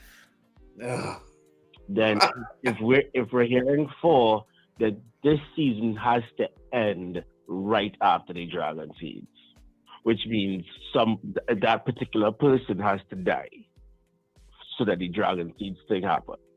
And I could see the end, I can see the end scene being either Jace or Rhaenyra, probably Jace on Dragonback, with all the new dragon seeds on Dragonback, making a big bombastic war speech, and they all have a roar cry, and dragons roar, and they're getting prepared to go.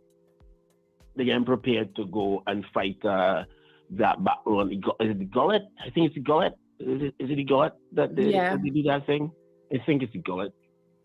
Yeah. The gullet, right? Yeah. Yeah, Battle of the Gullet. They're getting ready to go and fight that fight, and then but you don't see the fight. It just ends. Like the last episode, the last episode.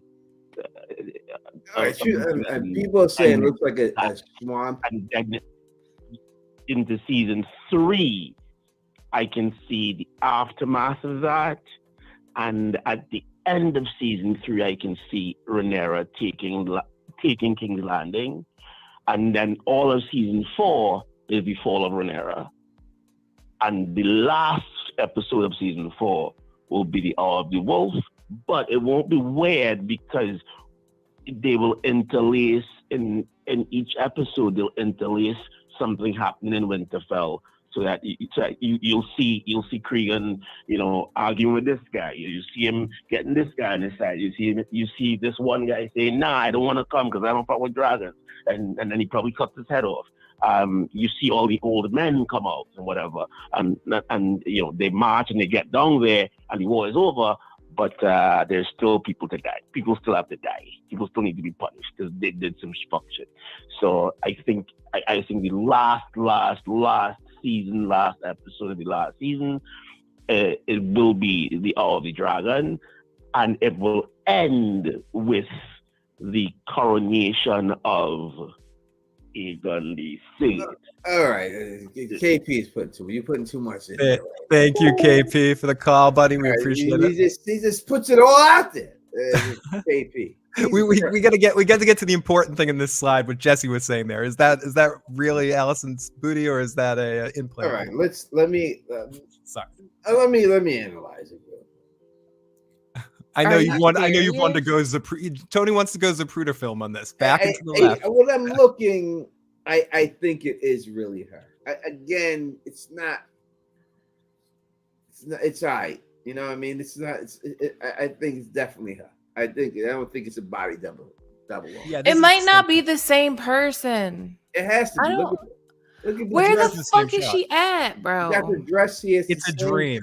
I'm saying it's a dream. No, but I don't know where she's at, but it's the same cut. You would have to. No buildings up here. It's real foggy and shit. It just seems like she's. This is the shot that makes me think dreamy, just the way her face. It just makes me think that she feels like she's at fault for something. Like this is her fault, and she's sorry about it. Like maybe this is after Blood and Cheese, and she goes out to the lake. This is definitely after Blood and Cheese. And she just feels, it just makes me think that she feels like I fucked up somehow. It's all my fault. Tony, contrast the look on her face with the look in the foot fetish scene where she's looking all cocky and happy. This is definitely after a big tragedy of some Yeah, and the fact that she's in all white here, this makes me think y'all talking about this chick said, why are you, I gotta move on. We gotta move on here. All right, Rhaenyra. Ooh, wait a sec. This looks like the same skyline. Could they put in a unwritten meeting between the two of them at some point in the season? The same skyline? I don't know. Maybe it looks kind of like the same skyline, right? Or am I making that up? She looks like she's got scars on her face and shit. She looks battle tested here. I think this is where she's meeting with Sea Smoke. This is where she's meeting with Sea Smoke? Yeah, and whoever the rider is that. Yeah, good point. Yeah. This is Sea Smoke. And Sea Smoke has his rider. So that's either Laenor or that is Sir Adam. Sir Adam, it has to be. So if that's Sir Adam, then this is gotta be after Rook's Rest, because Sir Adam is Corlys's bastard son, and he would never be out and about while Rhaenys was still alive. I mean, they're gonna do the Dragon Seed shit this year. I mean, this is not this. But I think they're doing something different. They're doing something different with him, though. How golden is this dragon gonna be, Aegon's, when they actually show it? Sunfire? Yeah, we saw Sunfire. He looks basic. He can't be basic. He's the most beautiful dragon of them all. He was at Driftmark, and he did not look like I thought. He was not giving what he was supposed to give. Because he's like the golden dragon with pink wing membranes and shit. Yeah, He did not look like that. He's the most beautiful dragon of them all. We got some smoke screens in the building. Thank you, Smoke, for rocking with us, man. Really appreciate it, brother. Smoke Screezy. Oh, good to see you, buddy. We do appreciate it. You know what I mean? They don't do that dragon justice, then there's a motherfucking problem, man. There's a problem. Without a doubt. All right, what is this? What are we looking at? Dragon Pit. Dragon Pit, King's right? Landing. That's the Dragon Pit, and the Red Keep is on the far side. On the far right. And this is Helena, and she's got a black veil on, so this is after Blood and Cheese. She's in mourning. she looks rough. Yeah. Well, as can be expected. Yeah, I mean, I know mean, if they didn't have to put this in there, but they did. Like, this is not a shot that they needed to put in the trailer, but they really put it in there, before they actually showed the blood and cheese situation. that's the look I get on my face when I eat some bad cheese. Yeah,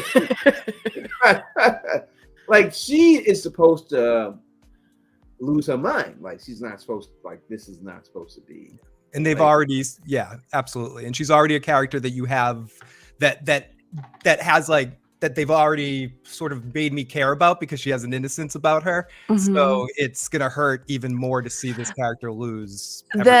When she's saying in season 1, the beast beneath the board, Yep. I think she's alluding to Blood and Cheese. Yeah, she hears the rumblings in the walls and underneath. Mhm. No, she has to be talking about Rhaenys escaping. Why would she view a dragon as a beast and not a dragon? Because she rides a dragon. She rides Dreamfire, so she wouldn't view it as a beast. She might.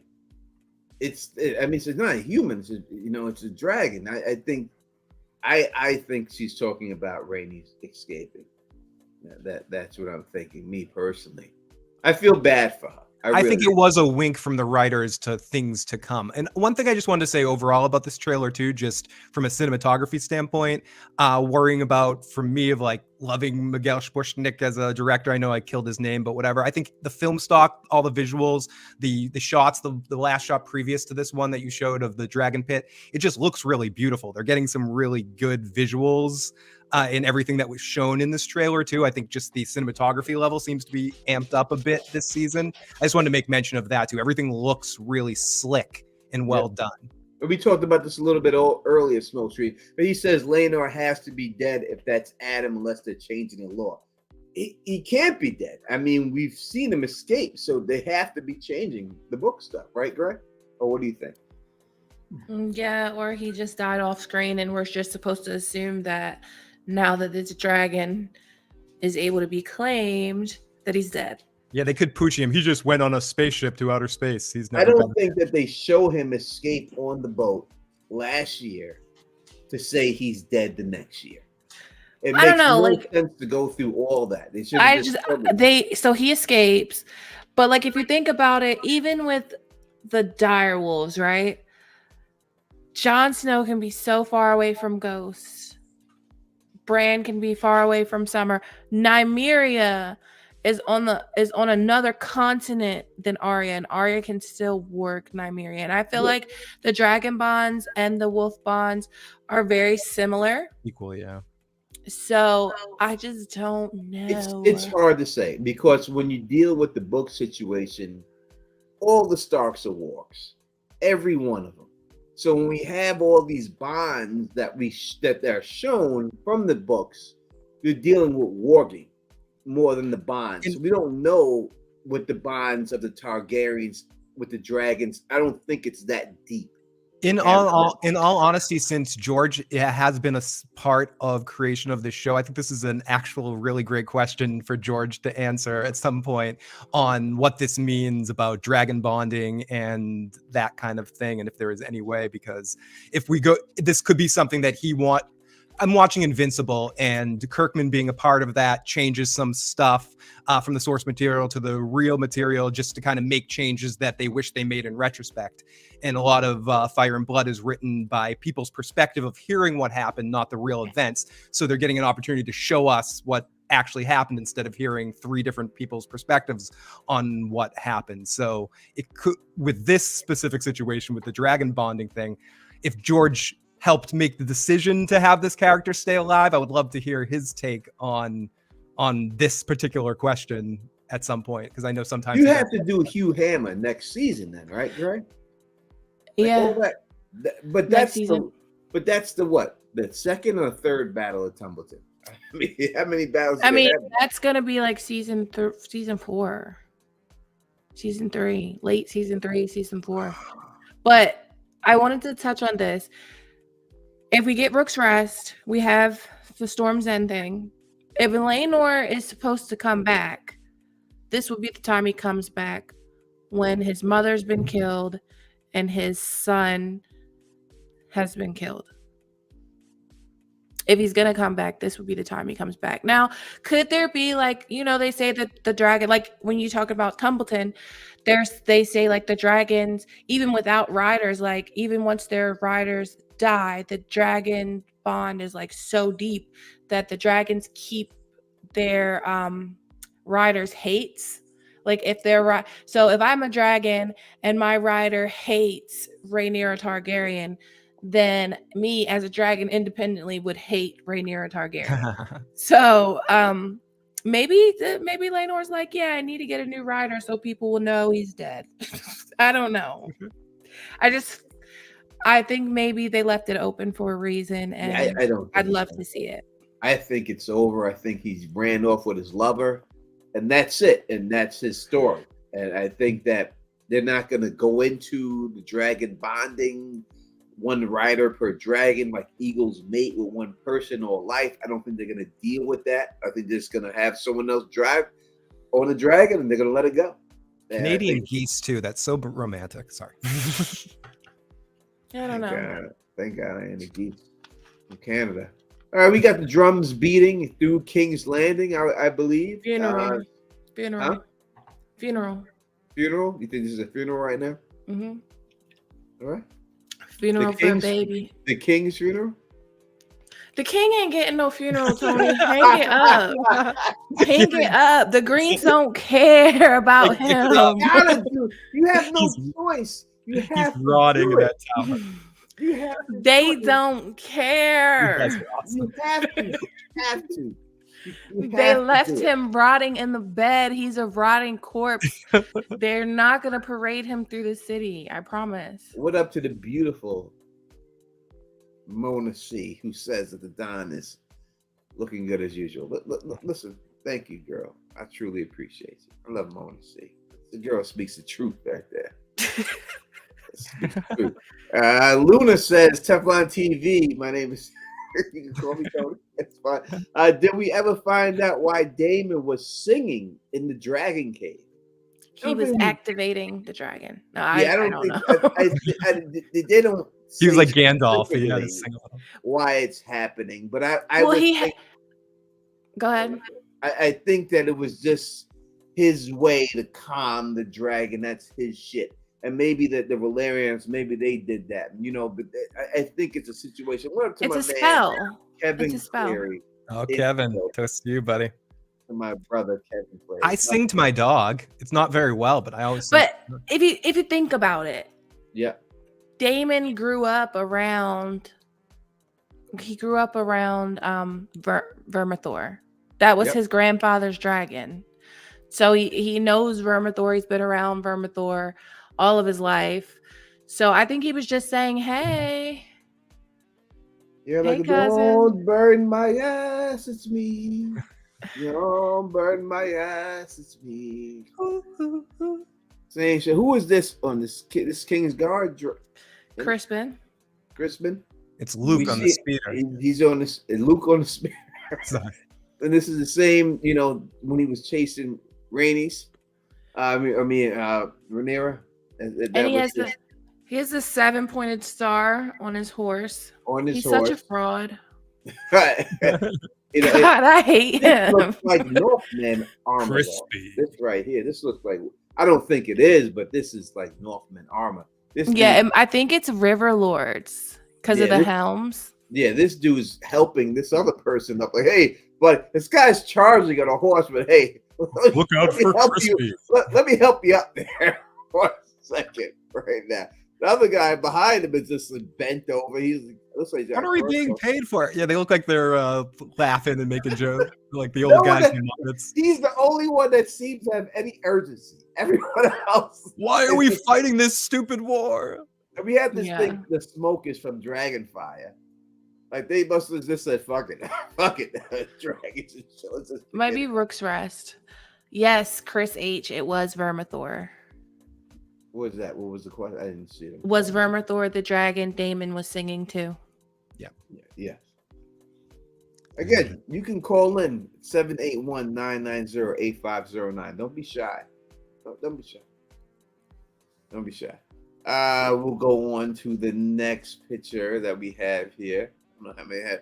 And listen, this is obviously they learned from Game of Thrones, and this is from the Jaime Lannister battle that they're using the same type of shots here.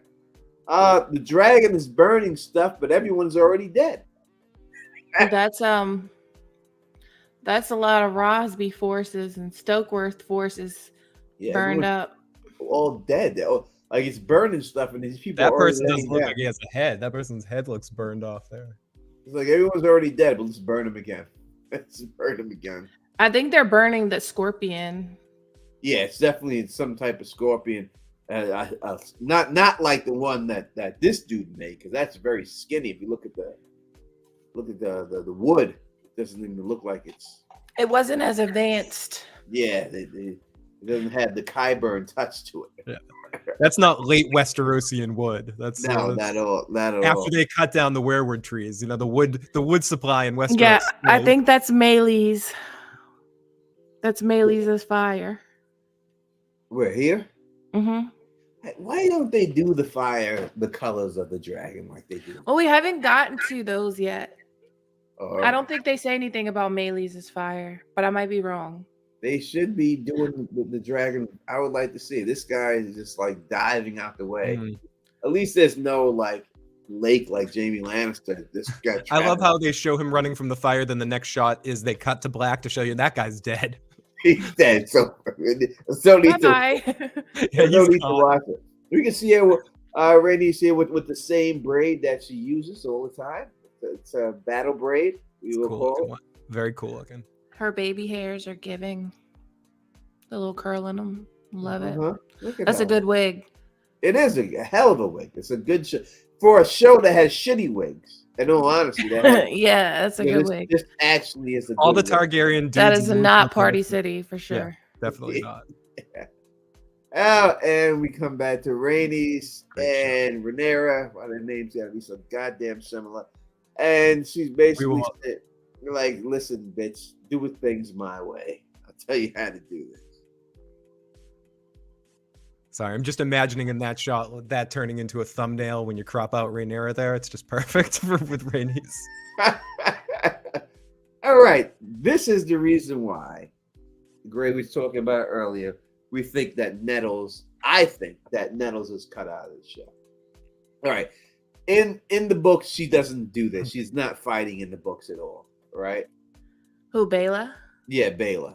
We don't hear anything about them in the books, but yet we have her fighting on Dragonback. So And she doesn't even ride her. The first time she rides her dragon is something else. yeah, but I this don't know is- what this is. I'm saying this is the reason why I believe that, without a doubt, that she's gonna take Nettles' place. But see, Nettles, why though? Because Nettles, just because she's riding her dragon, because Nettles' story is much more different. Like Nettles is with Damon the whole time. She's gonna be with Damon. So Baela's gonna be with Damon Yeah, she's gonna be with Damon. She's gonna and not at Dragonstone. It's gonna be about her with Damon, and Rhaenyra's 1 gonna second, find caller. out about it and everything else. You got the call, Phil? Yeah, we got area code 830 caller. What's your name and what's your question? Yeah, this is William Moore. Once again, I want to say, love hearing all y'all voices talking about my favorite show. And I think that shot with Baela is probably, they switched it up a little bit, and they probably got Baela seeing Rhaenys and her dragon dying. I just think that's probably what they're doing, because she's looking pretty pissed off right now. And you know, they might have had her going to fly over there with them also, but I just wanted to put that in and also say, love you guys. It ain't Game of Thrones or House of the Dragon without hearing y'all lovely voice. So big ups to y'all. Oh, thanks for the call, my friend. Truly appreciate it. I mean, That's a good point. It is, but in the end, to me, I could see we've seen them Baela. do this in Game of Thrones. We've seen them do this. 1 second, caller. You can have her take the place of Nettles and do the exact same thing and make it more personal to Rhaenyra, that this chick is now fucking her man. It would make it even Baela's more his daughter. We're talking about Game of Thrones. What the fuck? 30 seconds. This is another direction. Caller area code 757. How's it going? What's up, Phil? How's it going? Who's this? Kelly Johnson. Oh, Kelly Johnson. Thank you for calling in, Kelly. He sounded like he wanted beef and shit. Kelly. Because I haven't got back to the voicemail. It's because I haven't gotten back to the voicemail. But now Kelly's calling it. Now Kelly's calling in, so we don't have to go to any of the voicemails because now Kelly and KP have both called. So welcome to the show, Kelly. Thanks for all the support you give Tony and I. It means more than you know, dude. It's the least I can do, even though you guys are on the wrong side of some issues. But you know, show support. Fair. But I like T's idea.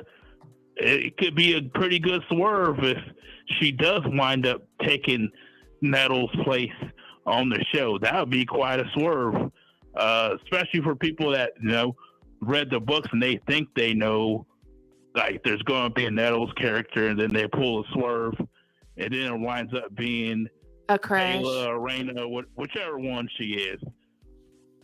But that could be that's a good little theory you might have to go in there, T. I mean, who would want to see someone fuck their daughter? But in the end, this is Game of Thrones, and I've never seen like a Targaryen as a never like wed daughter to father. No one's saying they get mother. married. No one's saying they get married. No one's saying they get married. No one's saying that. But listen. Oh my gosh. Listen, man. There's a word called motherfucker, right? The reason why the word is called motherfuckers is because people fuck their mother so much that they made a word for it. So don't think that things like this don't be fucking happening. It could happen, I'm saying. You're saying this series we might get the origins of motherfucker. But just because I feel like I say fatherfucker. I feel like we're saying because we have one black girl dragon rider, we can't have another black girl dragon rider. No. I am not saying that at all. Obviously, I would never say anything like that. Obviously, I would Their love stories to see are Nettles. so different. I would love to see, but she ain't got no story in House of the Dragon. She ain't on no dragon back fighting shit at all. But they could write her own shit without taking Nettles from the plot. Like they could write her doing her own shit. They Kelly, could, how but they could. Likely do you think your theory might be true, T? What percentage would you give it? Say it again. Kelly's asked, what percentage do you think your theory do you give? I'm Tony Teflon. All my shit comes true. 100. Well, 100. I don't know about all that, but all right, time to get off the phone, man. Kelly, talk to you soon, buddy. Yeah, no, I love Kelly. Well, Kelly, I would give it, in all honesty, I would give it 64. 64. What I think happens, to be honest, just knowing Baela's character just by this scene, I think so. the sea snake wants. I think he wants like Jace to go with his grandmom to Rook's Rest, or her sons. Wants Rhaenyra's sons to go with Rhaenys, and Rhaenyra's too afraid to send them because of what's already happened to Luke.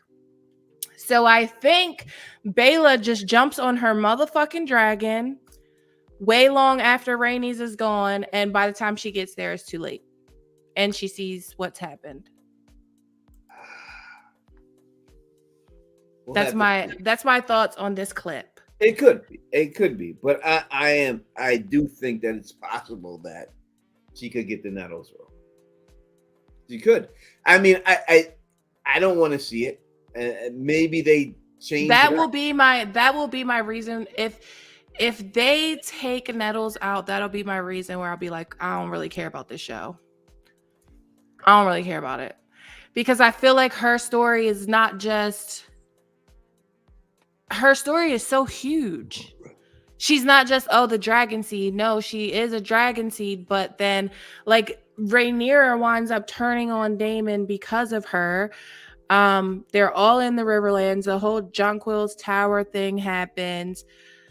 Like she gets sent away into she runs to the Eyrie. She's in a cave. Like a lot of, I don't know. Great. Do you think all of that? I would hate that shit. Do you think that's going to be season 3 stuff? Yes.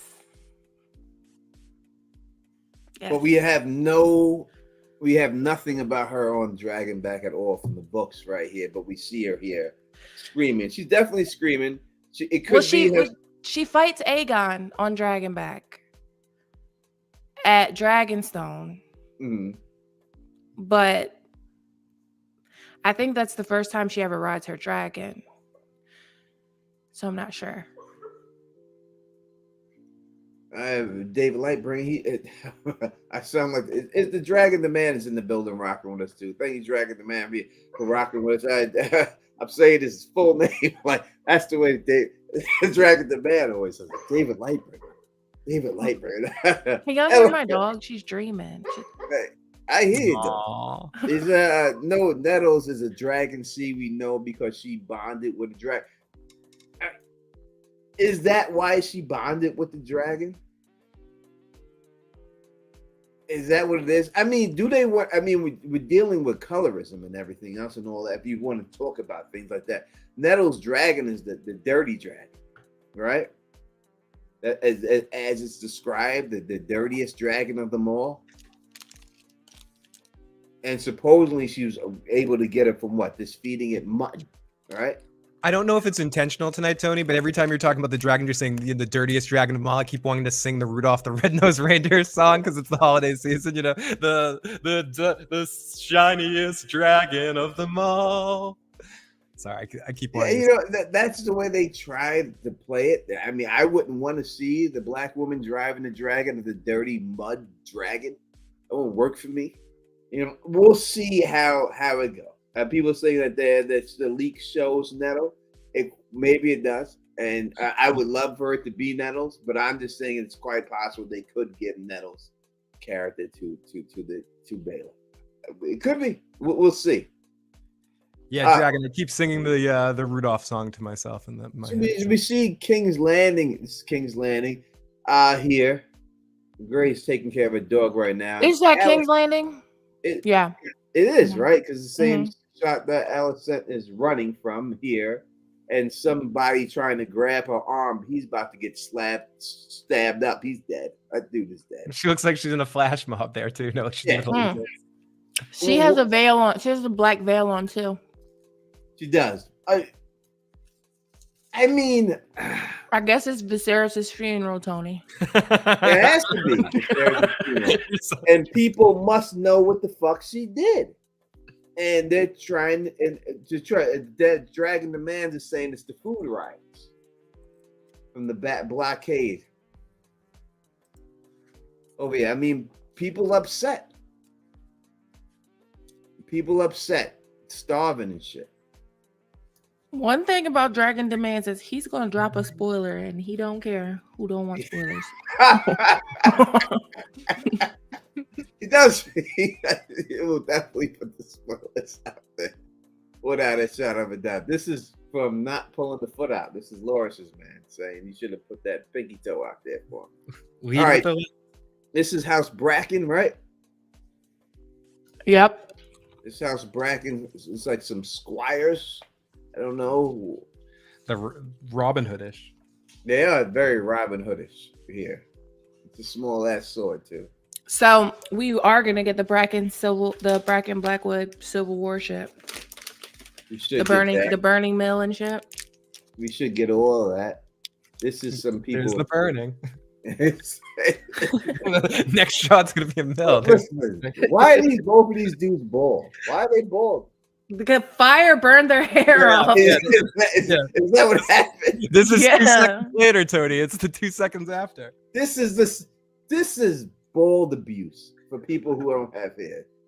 You know, why they have to make them bald? They didn't have to do that shit. The clothes are there, but the hair gets burnt. Hey, leave people with hair alone, Tony. They never did so anything. Fuck you, hair people. All right? Fuck all you people with hair. All right, y'all wear hats and shit when you ain't got to. Fuck y'all. All right, hats are for people that don't have hair, but you know, and everything else. But why do they have to make these motherfuckers? There's no need. Jackie, she says it's fair. Luna says hair is the first to go. How do you know about this, Luna? How are you sure about that? You said that with confidence. When Dany birthed Dragon, she was bald when it was over. After she done spent the night in the fucking fire. She stayed there all night. She was there for a while. Look at that badass motherfucker there. There it is, Damon on Dragon back here. Mm-hmm. I think that's at Harrenhal. At Harrenhal. Mm-hmm. And that's good armor he's got there. His armor looks good here. The helmet doesn't. I don't like that. I still don't like the helmet. But at least it don't have the wings on it. Yeah, I thought that was crazy. Yeah, that was probably just for the tourney or whatever they want to say. But this is gold armor here. Scales. The scales on it. No, the armor is fire. I can't front at all. All right. Uh-oh. All right, we're gonna get to Phil. You got to hold it down. That looks like Gren. That looks a little bit. Gren. Listen, Jon Snow. That's Gren's great granddad. We finally have an identity on one of these guys. It is. I can definitely see what you're. It's the beard. It's definitely it's the smile. And the smile. The smile is very Gren too. You could imagine Pip and Jon Snow popping around in the back. Let's get some. Let's read some live chat here in a second. You see. Let's see. Actually, I've wanted on. Oh, we're talking about spoilers and stuff. A hungry man is an angry man. I hated Damon more than Teflon hates Otto. I think Damon he's at least for me, he's one of those likable, hateable characters. You hate him so much that you love him. At least that's the vibe I get from him. I know you, Gray. He's one of your favorite characters on the show, correct? Which one? Damon. Love him. Love Damon. I feel like Damon does these awful, awful things. And so does the fuck body else in this show. Damon just always happens to come out on top. So he's looked at as the bad person. But like the way George even describes him is like he was the blackest of villains to some people and the whatever of heroes to some. So it depends on what side of the table you were sitting on. But I would definitely want him to be on my side if I was in war. I also think it's interesting because we've talked a lot about tonight about the decision to keep Rhaenyra alive. I think that adds a different wrinkle to the character of Damon as well. You mentioned this a little bit earlier, where it's always just thought that Damon killed him. And the fact that he actually didn't shows that Damon has other gears, which I think separates him from some other of the brutes or some of the other people that have done similar things as him in Westeros. I think the Damon that we see in this show has a lot of layers and can kind of can throw at you whatever needs for the situation in particular. And I think that's what makes him extra dangerous and interesting. And he's also very loyal. He's so loyal to Viserys that it's sickening. Yeah. It's sickening he's so loyal to him. Like I would have killed Otto. Yeah. I would have killed Otto if I was Damon. We were getting all the nice Damon stuff before you came back. Damon, the guy who hit his wife in the head with a brick. Yeah, him. That guy. Love him. All right, make He's sure the we talk about the same person. Make sure. I was getting some pizza during that scene, Tony. I'm just trying to make sure we talk about the same person there. I mean, yeah, all of them are fucked up people. We're not saying, oh, these are good people that we would marry and we would whatever. These are like the world that they live in is a brutal fucking world, and to survive in that world, you have to be just as brutal. I agree. Yeah. As David Lightbringer said, having Damon on your side is kind of like having Draymond Green or like a Rodman or something like that on your team. That's going to be that X factor character. Yeah, you want to say the Hatchet Man. You want to say Charles Oakley. Yeah, you gotta have a guy or Xavier McDaniels. Oh yeah, hockey. You're talking hockey. Christian Cole is 100 times worse than Damon. He's a hockey goon. You were talking about hockey. Christian Cole is a hockey goon. He's more like the dumb guy in your team that just is a guy who can't get over a woman who doesn't want him, which is terrible. Everything that he did to Rhaenyra was because he was rejected by Rhaenyra. Everything he's done so far, as treasonous as it may be, he's done it with no qualms about it. Nobody ever says shit bad about him. They're like, oh, Christian Cole. Fuck Christian Cole, for one. And he's worse than Damon. Worse. It's hard. I think so Damon kills his wife with the brick, right? Damon kills his wife. Terrible thing. Crispin Cole, she slipped. When Rhaenyra denies his plan to run away in orange crates and go away to wherever Essos or whatever. And her husband took it up. He should have fucked with the husband because the husband was down. Crispin Cole went and told their secret to her enemy, killed her husband's boyfriend at her wedding, and some more shit. Like, he's awful. And it wasn't because he was doing it for survival or he was doing it because he was a fucking man scorned. No, there's no doubt about it. He's a fuckboy. Let's not, we're not holding that back. He's definitely a fuckboy. And I got no love for him. And I'm not saying anything good about him. But I'm not going to say anything good about Damon either. They both pieces of shit. No, they're both not. He is. He seduced his niece because he knew that he wasn't getting the throne purposely. He didn't give a fuck about her. He didn't love her. He just did it because he knew that was his closest way to the fucking throne.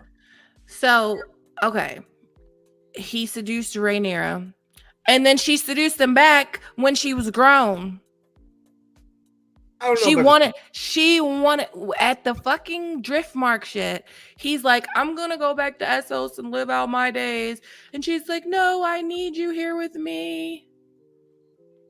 That's because he already put that in her. Listen. So you're saying he groomed her? Yes. She was already taken by this man. Already done by that because he had already given her. Now, speaking of taken by a man, let's talk about this picture since it's been up there for a little bit. Good one, Phil. Good sorry, one. Guys. Sorry, that was awful, but sorry. Thank you. But this picture's been up for a while. We haven't mentioned it yet. I don't know how much we want to say about this, but it's interesting that they chose to put a shot from this in the trailer. It put two shots related to it, right? The funeral scene and then her right here looking like, this is Blood and Cheese right here. And I understand that certain people said this is going to be worse than the Red Wedding. It's not going to be. It's not going to have that effect. There's only one Red Wedding. You're not going to get a sympathy as you got for the Red Wedding, because I don't think they're going to show what they would have to show for it to happen. And I don't think people care enough about her or her family as they did about the Starks. The Starks are characters that everyone rooted for. Everyone loved Robb Stark. They love it. So it's a different situation. So it may be a more brutal situation, but it won't get the sympathy that the Red Wedding got. I think it's going to be closer to the vibe of Mountain versus Viper because they're hyping it. And the thing with the Red Wedding, and I'd have to go back in time, but I'm going on memory and what happened with Ned as well in season 1. They didn't really, I mean, there was foreshadowing it if you looked into it, but if you hadn't read it or seen it, they didn't really talk it up. They didn't say, oh, the Red Wedding's coming, get ready for that all through that season. Whereas right now, in a lot of the press material, they are saying, oh, you're like you just said, Tony, this is going to be and that's coming from the production staff. This is going to be our Red Wedding. This is our thing. And so people are expecting something now where the Red Wedding and Ned had the surprise factor. The fact that they're showing this, I think there's some element of, okay, you're saying it's this Red Wedding thing so people compare it to. I'm talking about the average viewer, not necessarily the people that know what's going to happen, that already know what's going to happen. So I do think that's a fact. So me personally, like, there was an emotional attachment to Robb Stark and Catelyn Stark. Yes. No one is emotionally attached to Helena's kids. It's going to be awful that we see kids get murdered, or we see a kid get murdered, but we've seen kids murdered before. And we're not attached to these kids. And the Red Wedding, you didn't see it coming. Like, it was a celebration. It was, okay, Edmure's getting married. Robb's going to have the numbers. This war's all but won. And then the Reigns of Castamere play. Robb gets killed. Kat gets killed. Talisa gets killed. Her unborn kid gets killed. I think it's not really I feel like the more emotional reaction is going to happen from what goes down at Rook's Rest than this. Right. Yeah, I agree that, listen, there was no one who watched Game of Thrones, and I'm talking about fans who never read the books, even people who read the books, who did not like Robb Stark. There was no reason not he was to like loved. Robb Stark. So the fact that he went out the way he went out, it's a totally never different lost situation. a battle. Yeah, a totally different situation than this right here. There will not be videos. There were videos of people who knew it was coming up that tape reactions of the Red Wedding, right? There'll be no taping of the reactions for this to happen because no one's attached to this chick who plays with spiders. No one's attached to people hate her husband already. So they're not going to care about her kids. It would be terrible for what happens, but it won't be Red Wedding level. Again, you're never going to get that again. That was a one-shot deal. You got that. It's done. It's over. It's kind of like the first Saw movie. If you ever watch that, you can't have an ending like that again. That's a one-shot deal. The Sixth Sense, that's a one-shot deal. You can't run that back. It's impossible. You catch it, you did it, it's done. It's a sad situation, but no one is going to cheer for Aegon because that happens. No one's going to be like, Aegon, you deserve to get revenge because that. No one's going to care. No one's going to say that. They're going to say it should have happened, or they're going to justify it because of Luke Harris. Mm-hmm. 100%. Sweet revenge. It'll be more of like a sweet revenge. Damon's so crafty kind of situation for setting it up kind of thing. I think that's how it's going to be more interpreted.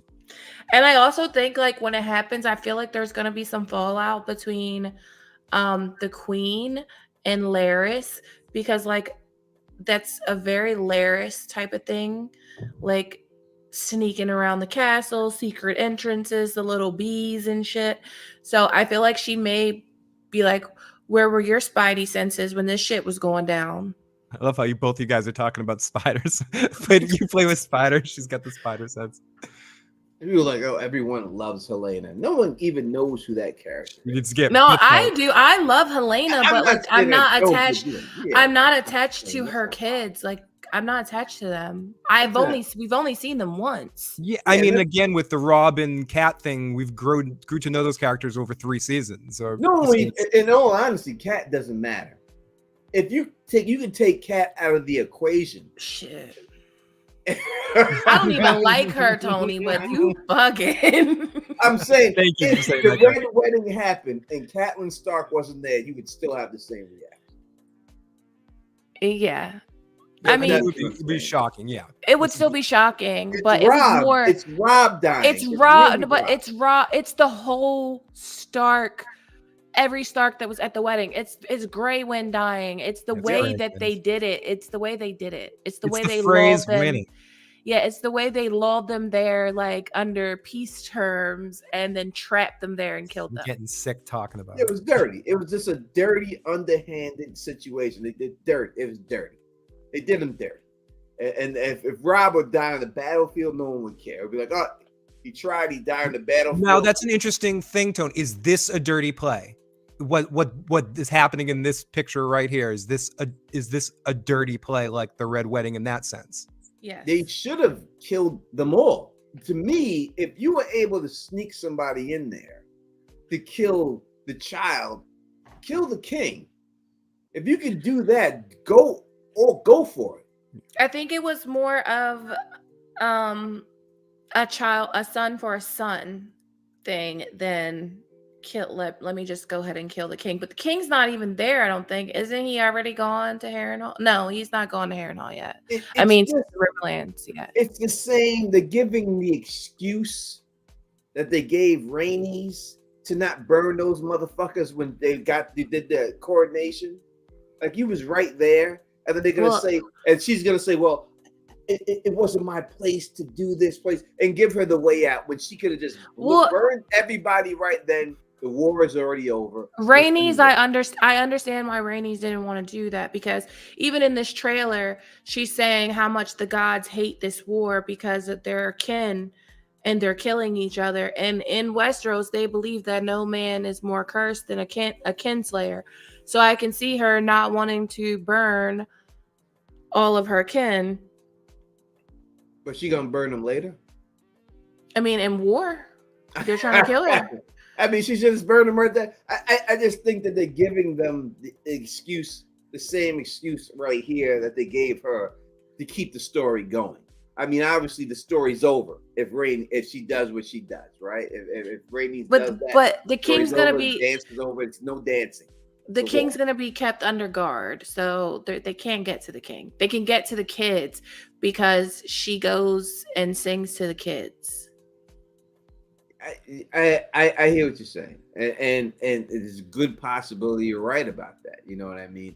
But I think if you played your cards right, if you can get this person, why not kill them all? Kill them all. I got a question. Yeah. If you could pick who you would want on your side, would you want Aemond and Vhagar or Damon and Caraxes? On my side, if I had one person to have on my side, I think Damon, because Aemon's just a kid. Even though he has the stronger dragon, he's still in some ways inexperienced to war. Yeah, but the thing about Damon is that, and the reason why I wouldn't want him on my side. You are bugged out. You really don't like Damon. I'm telling you. Let me give you my reason. The dragon demand. I say he wants a veteran. He wants a veteran. Listen. I want someone on my side who's gonna be on my side and listen to me. I don't want someone on my side who may just go off and kill me or do something else. I want someone that when I tell them what to do, okay. Did the king tell him to kill Luke? Did the king tell him to kill Luke? Did the king tell him to kill Luke? No, he did that on his own. He doesn't listen either. If you listen to Grey, it was a mistake. So I mean, it was his fault, but he did not mean to do it. Give me someone who actually takes but if they both are obedient, which one do you want? Well, you're taking Damon's character out of it. But you're assuming that Aemon's going to be obedient to you. He has been throughout the whole books. No, he hasn't. Yes, he has. Anytime he's been told to do something, he does it. Bro, I'm taking Damon. You're taking him for the wrong reasons. I'm taking him. I'm taking him because we know how it ends. We know he's the better one. But also him and Caraxes have been in wars together. They did the whole wars for the Stepstones. That big ass dragon that could bite that long giraffe dragon neck right off with one shot. Did it happen like that? I'm saying it could. You're taking but Wilt. It didn't. You're taking Wilt. But it didn't, Tony. I'm just saying, I'm taking that dragon. If I gotta put, I'm gonna think about it. I gotta put one behind me. I'm taking that big ass dragon. You talking about wars? You know about Vhagar? You want to talk about wars that Vhagar's been in? You can't bring up wars. But Aemond is her rider. You talk about the dragon, the wars, that dragon. Well, if it was Visenya and Vhagar, then I would take Visenya and Vhagar over Daemon and Caraxes. But it's not Visenya and Vhagar; it's Aemond. Aemond can't control Vhagar, so you're getting Vhagar by her own devices, and Aemond, who sort of half can control her. So I mean, are you also saying Aemond somehow gets full control over Vhagar as well? In that case, I think it's a different story. But in this situation, he can't quite wield her. So it's the dragon shot the other dragon. Serve me, Vhagar! Serve me, Vhagar! Serve me, Vhagar! Please, no, be on my side. No. He's a whiny little, the dragon shot the other dragon in the face with fire. It didn't tickle the dragon's foot. It tried to burn his face. He didn't even feel that shit. His skin is like armor. He felt that shit because they bit his ass in half for it. I mean, yeah, he was trying to, but it was just the disrespect. It wasn't that he was hurt.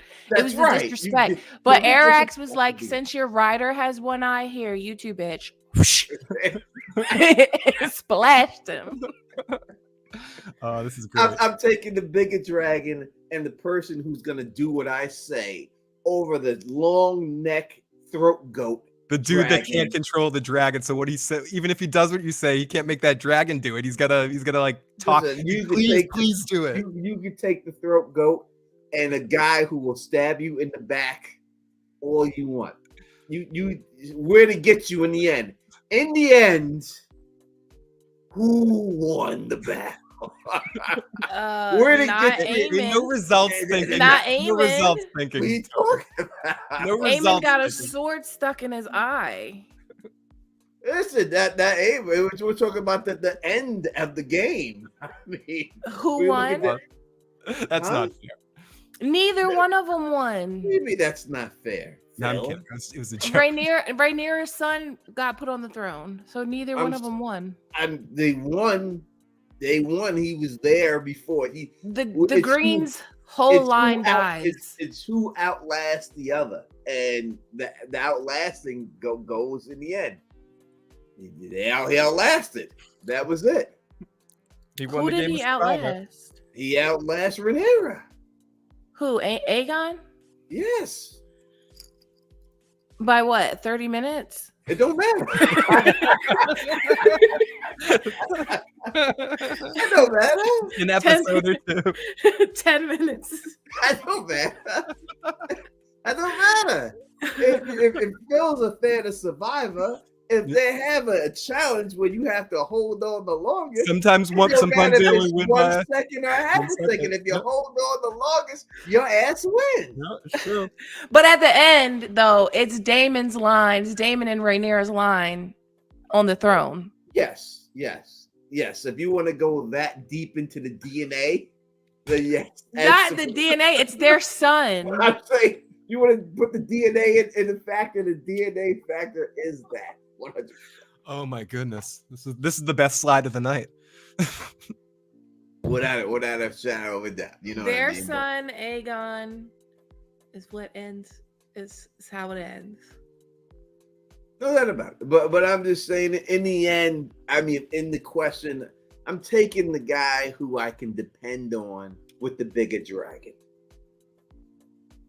That's who I would take without a shadow of a doubt. Good luck, Chuck. I think that's the last slide I have. I don't think I have another slide.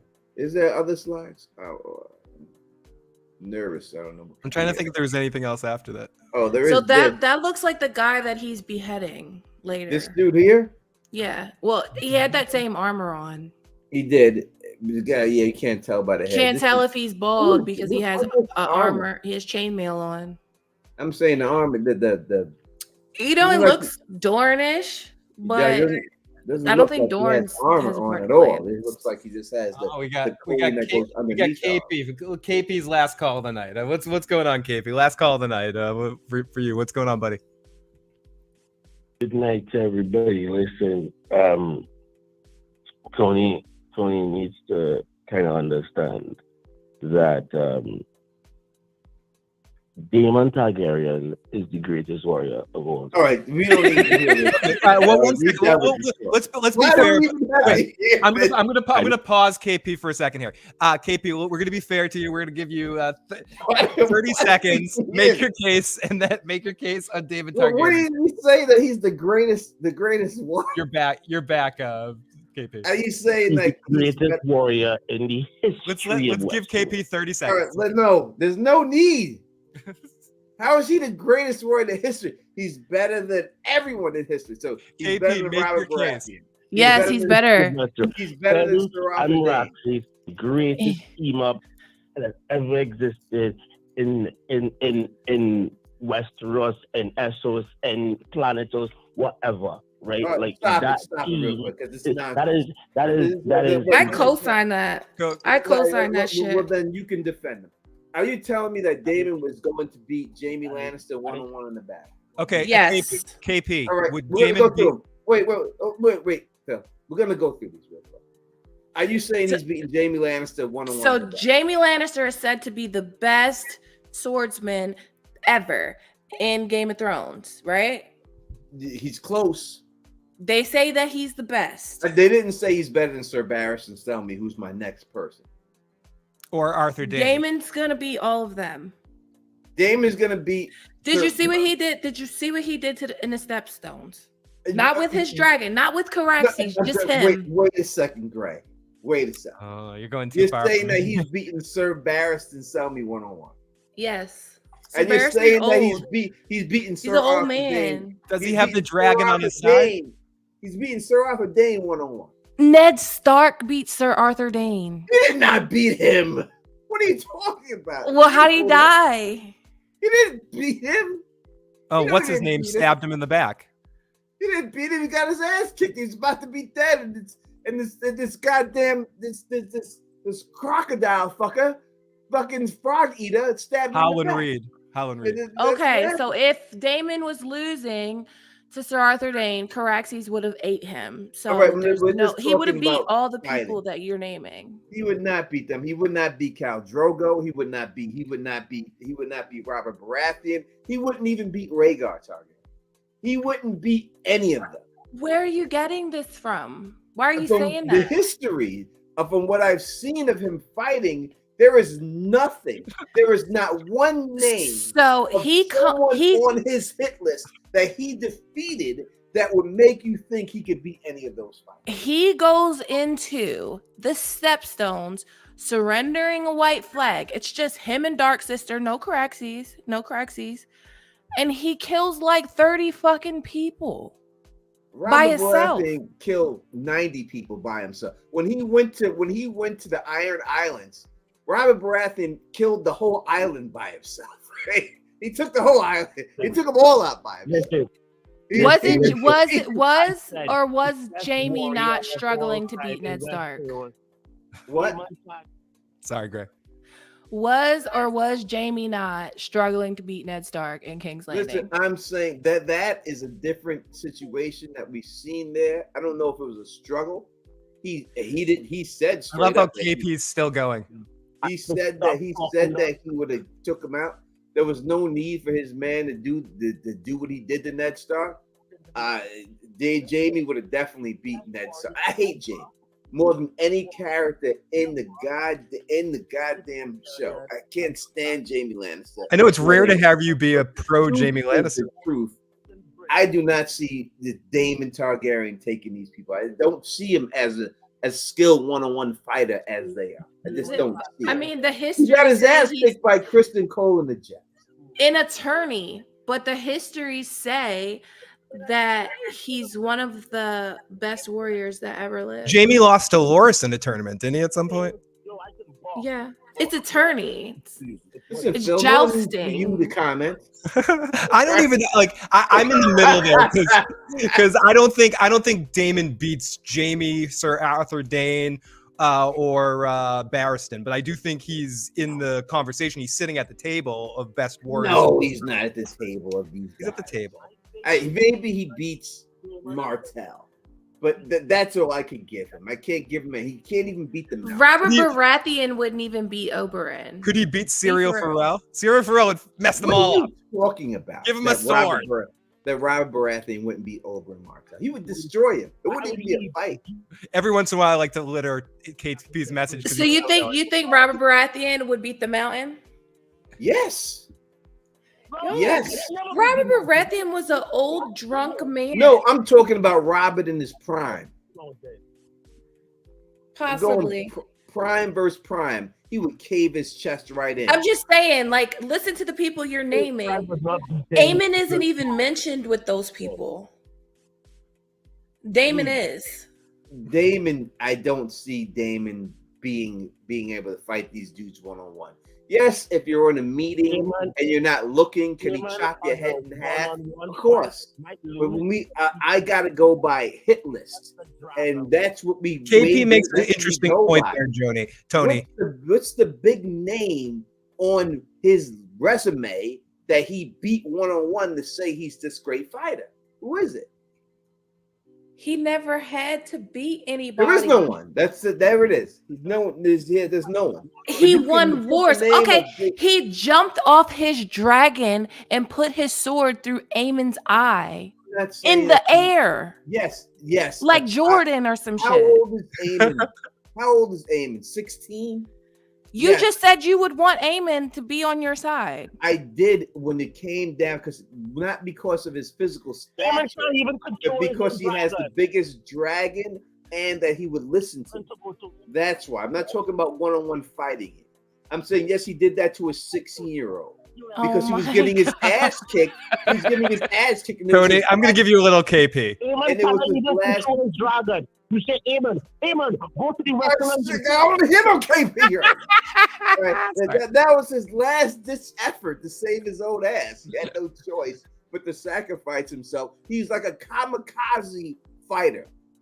If a kamikaze fighter came in and bonsai'd himself into an aircraft carrier, does that make him a great fighter? No, it is his last ditch effort. This was Damon's last ditch effort. He's getting his ass kicked. And he said, fuck it, I can't win this way versus this dragon because this dragon's too big. I'm going to jump off and land on this dude and stab him. It wasn't a last ditch effort. He planned it. That's why he never strapped himself into the saddle. Yeah, because he knew his dragon couldn't beat this other dragon. If he got a hold of her. But Vhagar's three times the size. Yeah, no doubt about it. No doubt. There's no winning that dragon battle. This is the only way he could do anything he had to do. And that's just the bottom line. I don't see him as the top 10 fighter in Westeros history. Maybe top 20. He's a top 10 warrior. You're saying that he beats Khal Drogo? With or without the dragon? No dragon. This one-on-one. You're saying he beats Khal Drogo? No. It depends. He don't beat Khal Drogo. He has Valyrian steel, bro. You can't.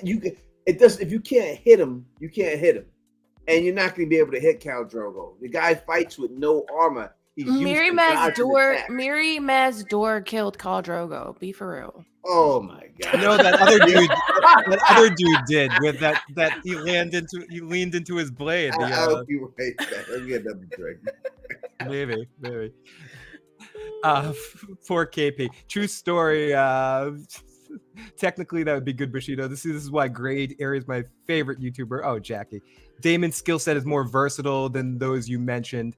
I mean, we're talking about a lot of blunt force when it comes to some of those other people. I just think in the way I think those top swordsmen, if you're just talking about straight up sword ability, there's people that are probably better. But if we're going overall versatile warrior type, and that can wage wars and be a general and all that, Damon's sort of like the Bo Jackson in that way. He's good at a lot of different things, and then he's got the dragon riding on top of that. But I know we're supposed to not think about the dragon riding aspect, but it's hard not to.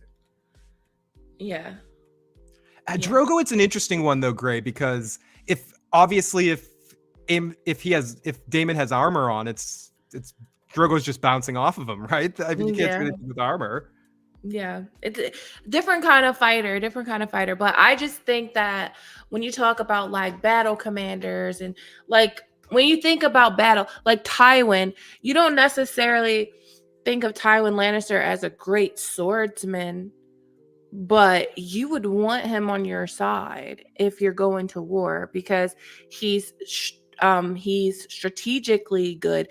And I would just like to say, you can tell when someone's going to be strategically good leader in Westeros when they just automatically go for Harrenhal, because Tywin did it, Damon did it, like they all automatically go for Harrenhal because it's like the best place to launch your war from. 100%.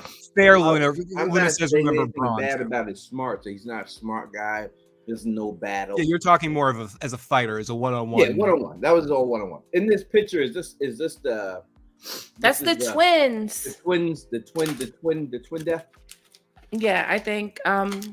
So that's gonna be after Blood and Cheese, like they tell the other twin to sneak into Dragonstone and kill Rhaenyra. Let me tell you something in the comment section, Jay-Z. All right. Yeah, you've been talking a lot in the comment section, Jay. I see you. All right. Don't make me come at you. You can say what you want, though. Go right ahead. Yeah, this has to be the Eric ending, I would think, here. Which is, yeah, it is what it is when it's all said and done.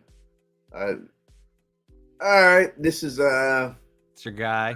Aemond. It's not my guy. I don't like none of them.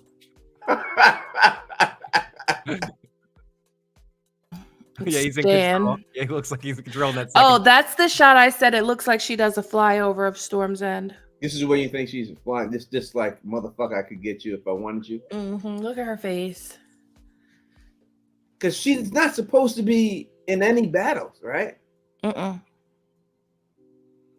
That's why the sea snake was pissed. Yeah. Well, she sent his wife out there when she shouldn't have to go out there. Look at Aemond. Doesn't look like he can control his dragon. No, go back one picture for a second. The second picture of him on the dragon that's like a little odd. He's like, oh no, I'm falling. Oh my God. Oh baby. Help. My little hair. Help me, I'm falling. Yeah, the wigs don't look good here. They got the bad wigs on.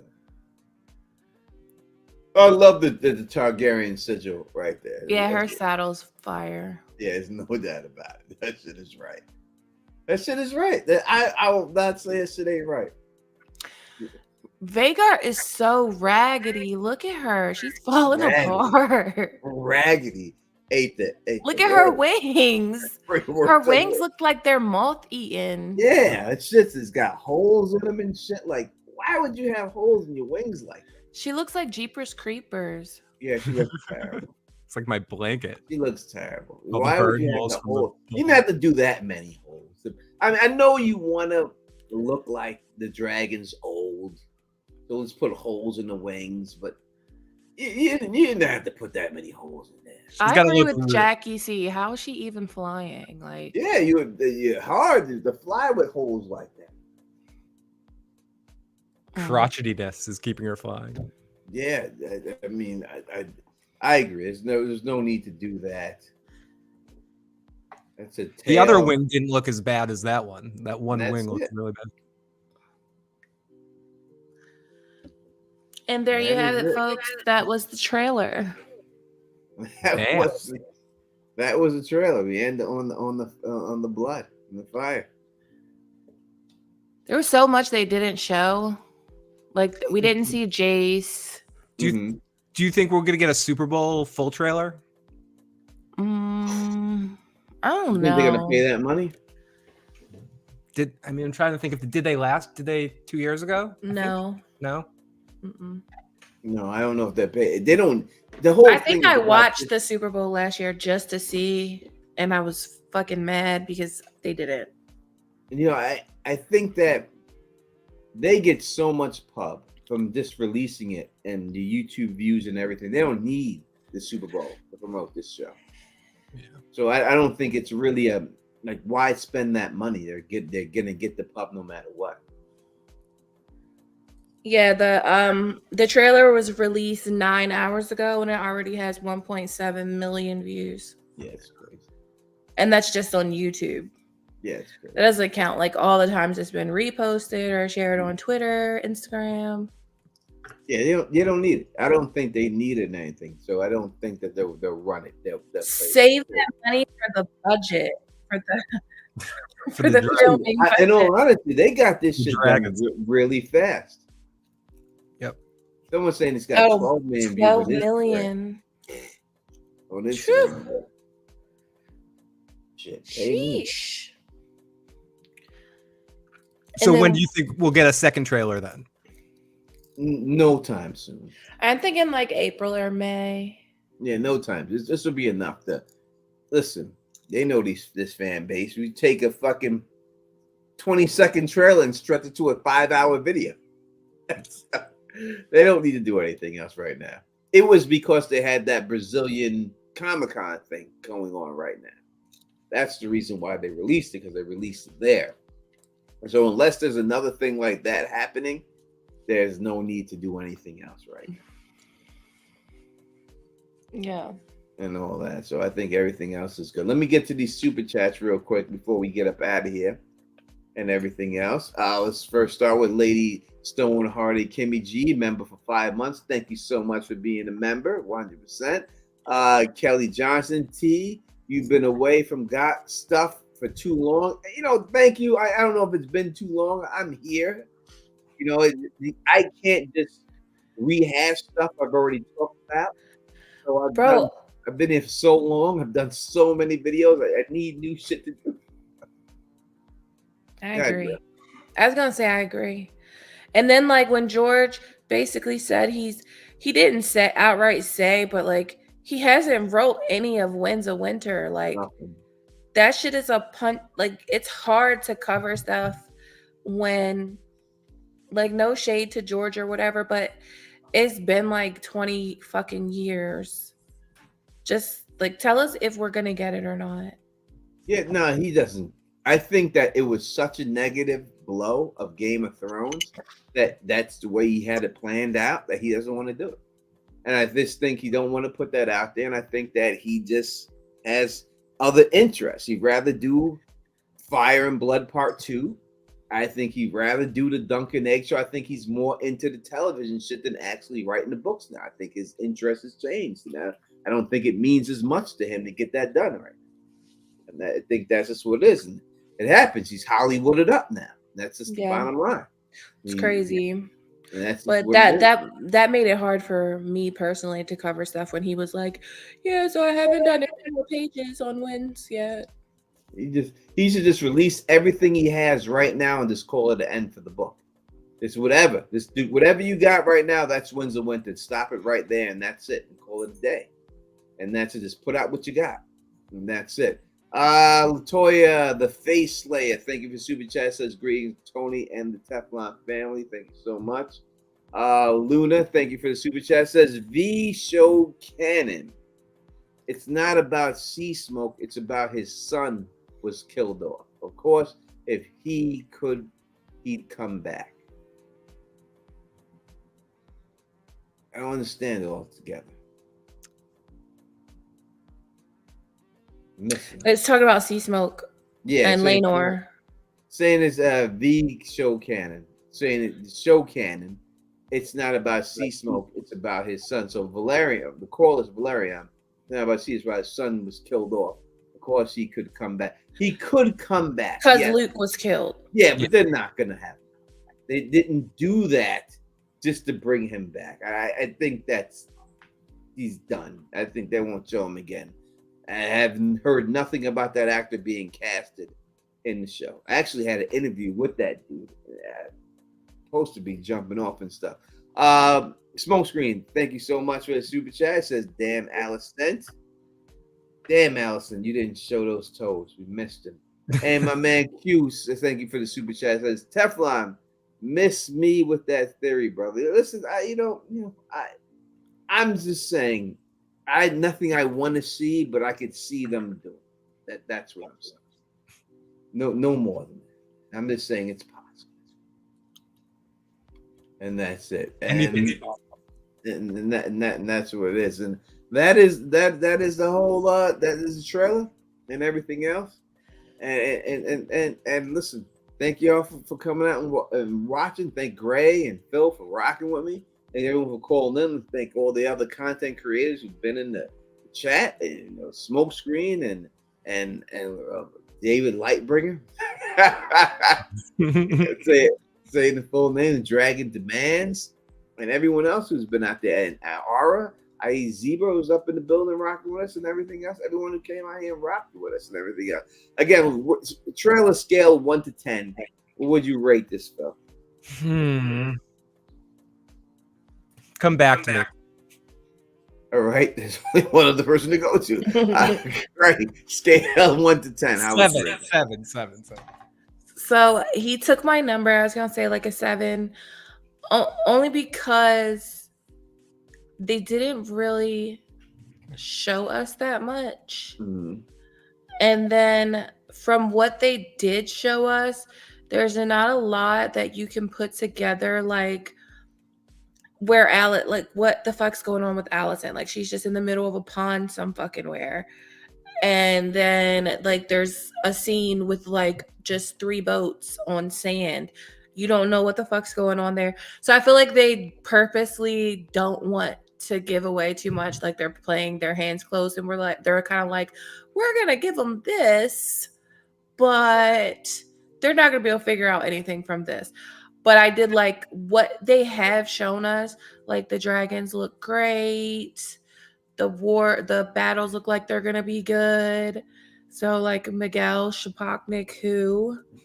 So hopefully, but I feel like they could have gave us a little bit more, like especially Winterfell. Like you could have given us a little bit more Winterfell. Yeah, all right, I agree. I would say it's about a 6. They gave us, they showed us major points that we're going to see this season, but they didn't give us anything worth like the meat on it. Where it's going to go. Everything for someone who's never read the books, I'm sure that was exciting and everything else. But they showed us major plot points, and if you don't know the blood and cheese stuff, you wouldn't have caught that. Right, that's a good point. To your point, Tony, do you think this is more exciting for people that know the material? They're like, oh wow, that thing's coming, or people that have never seen this? People who read the book. Yeah, me too. I think this teaser was more made for people that know what's coming. Yeah, I would agree. Now, all you people like Jackie C and everything else, and Jesse Gray for the win. What do you mean win? This was not a debate.